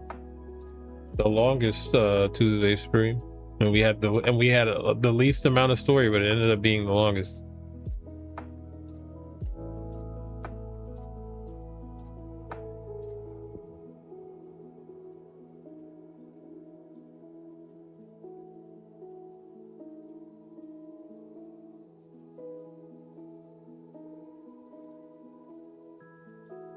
I want this. I do remember looking at this. You're on the wait list, bro. You're not getting this figure, but hey, who knows?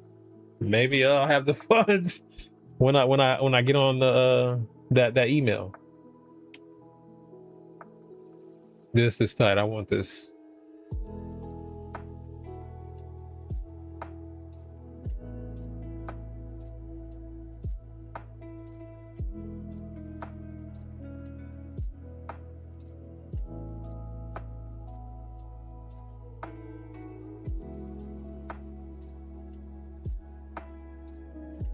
This is the one. This is the one I wanted. The Leia figure that they don't have anymore.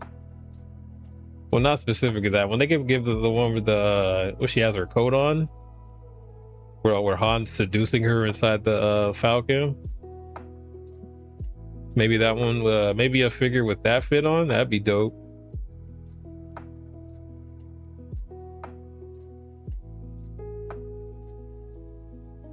They did a good job on that Leia figure. That looks just like her.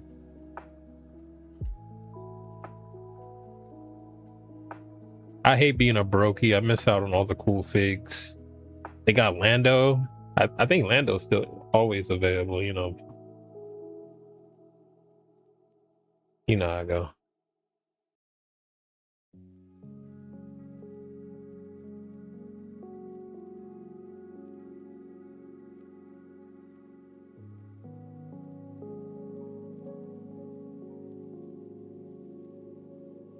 See, once upon a time, I had plans to get in this figure. Yeah, you ain't getting that one, bro. You ain't getting this.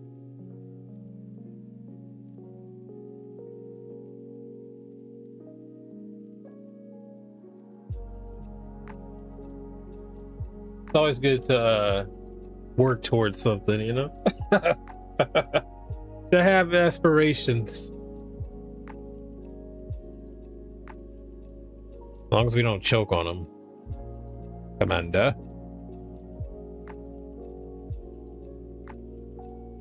Bro, this would be so sick in on my shelf though.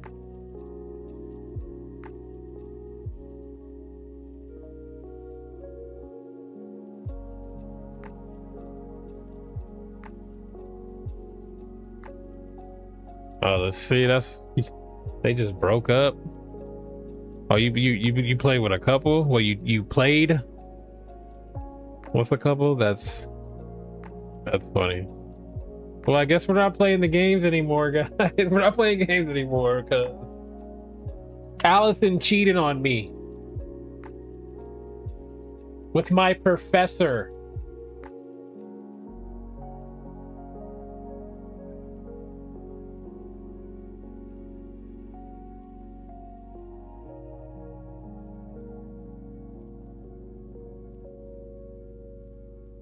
Oh, that's hard.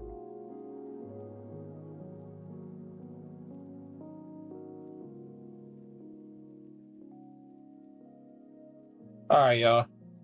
Appreciate you guys. I'm gonna head out. I'm gonna try to get on here during the week. I'm gonna try to get out of this funk, man. Play some games for y'all. Chill with you guys this week. But I'll see y'all. Y'all have a good one. They weren't a couple at first. I actually introduced them to each other. Well, look at you. And it didn't work out. Terrible matchmaker. I'm just kidding.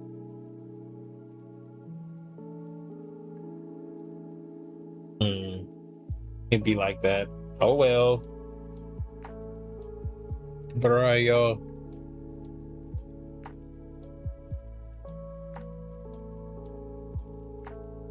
We out.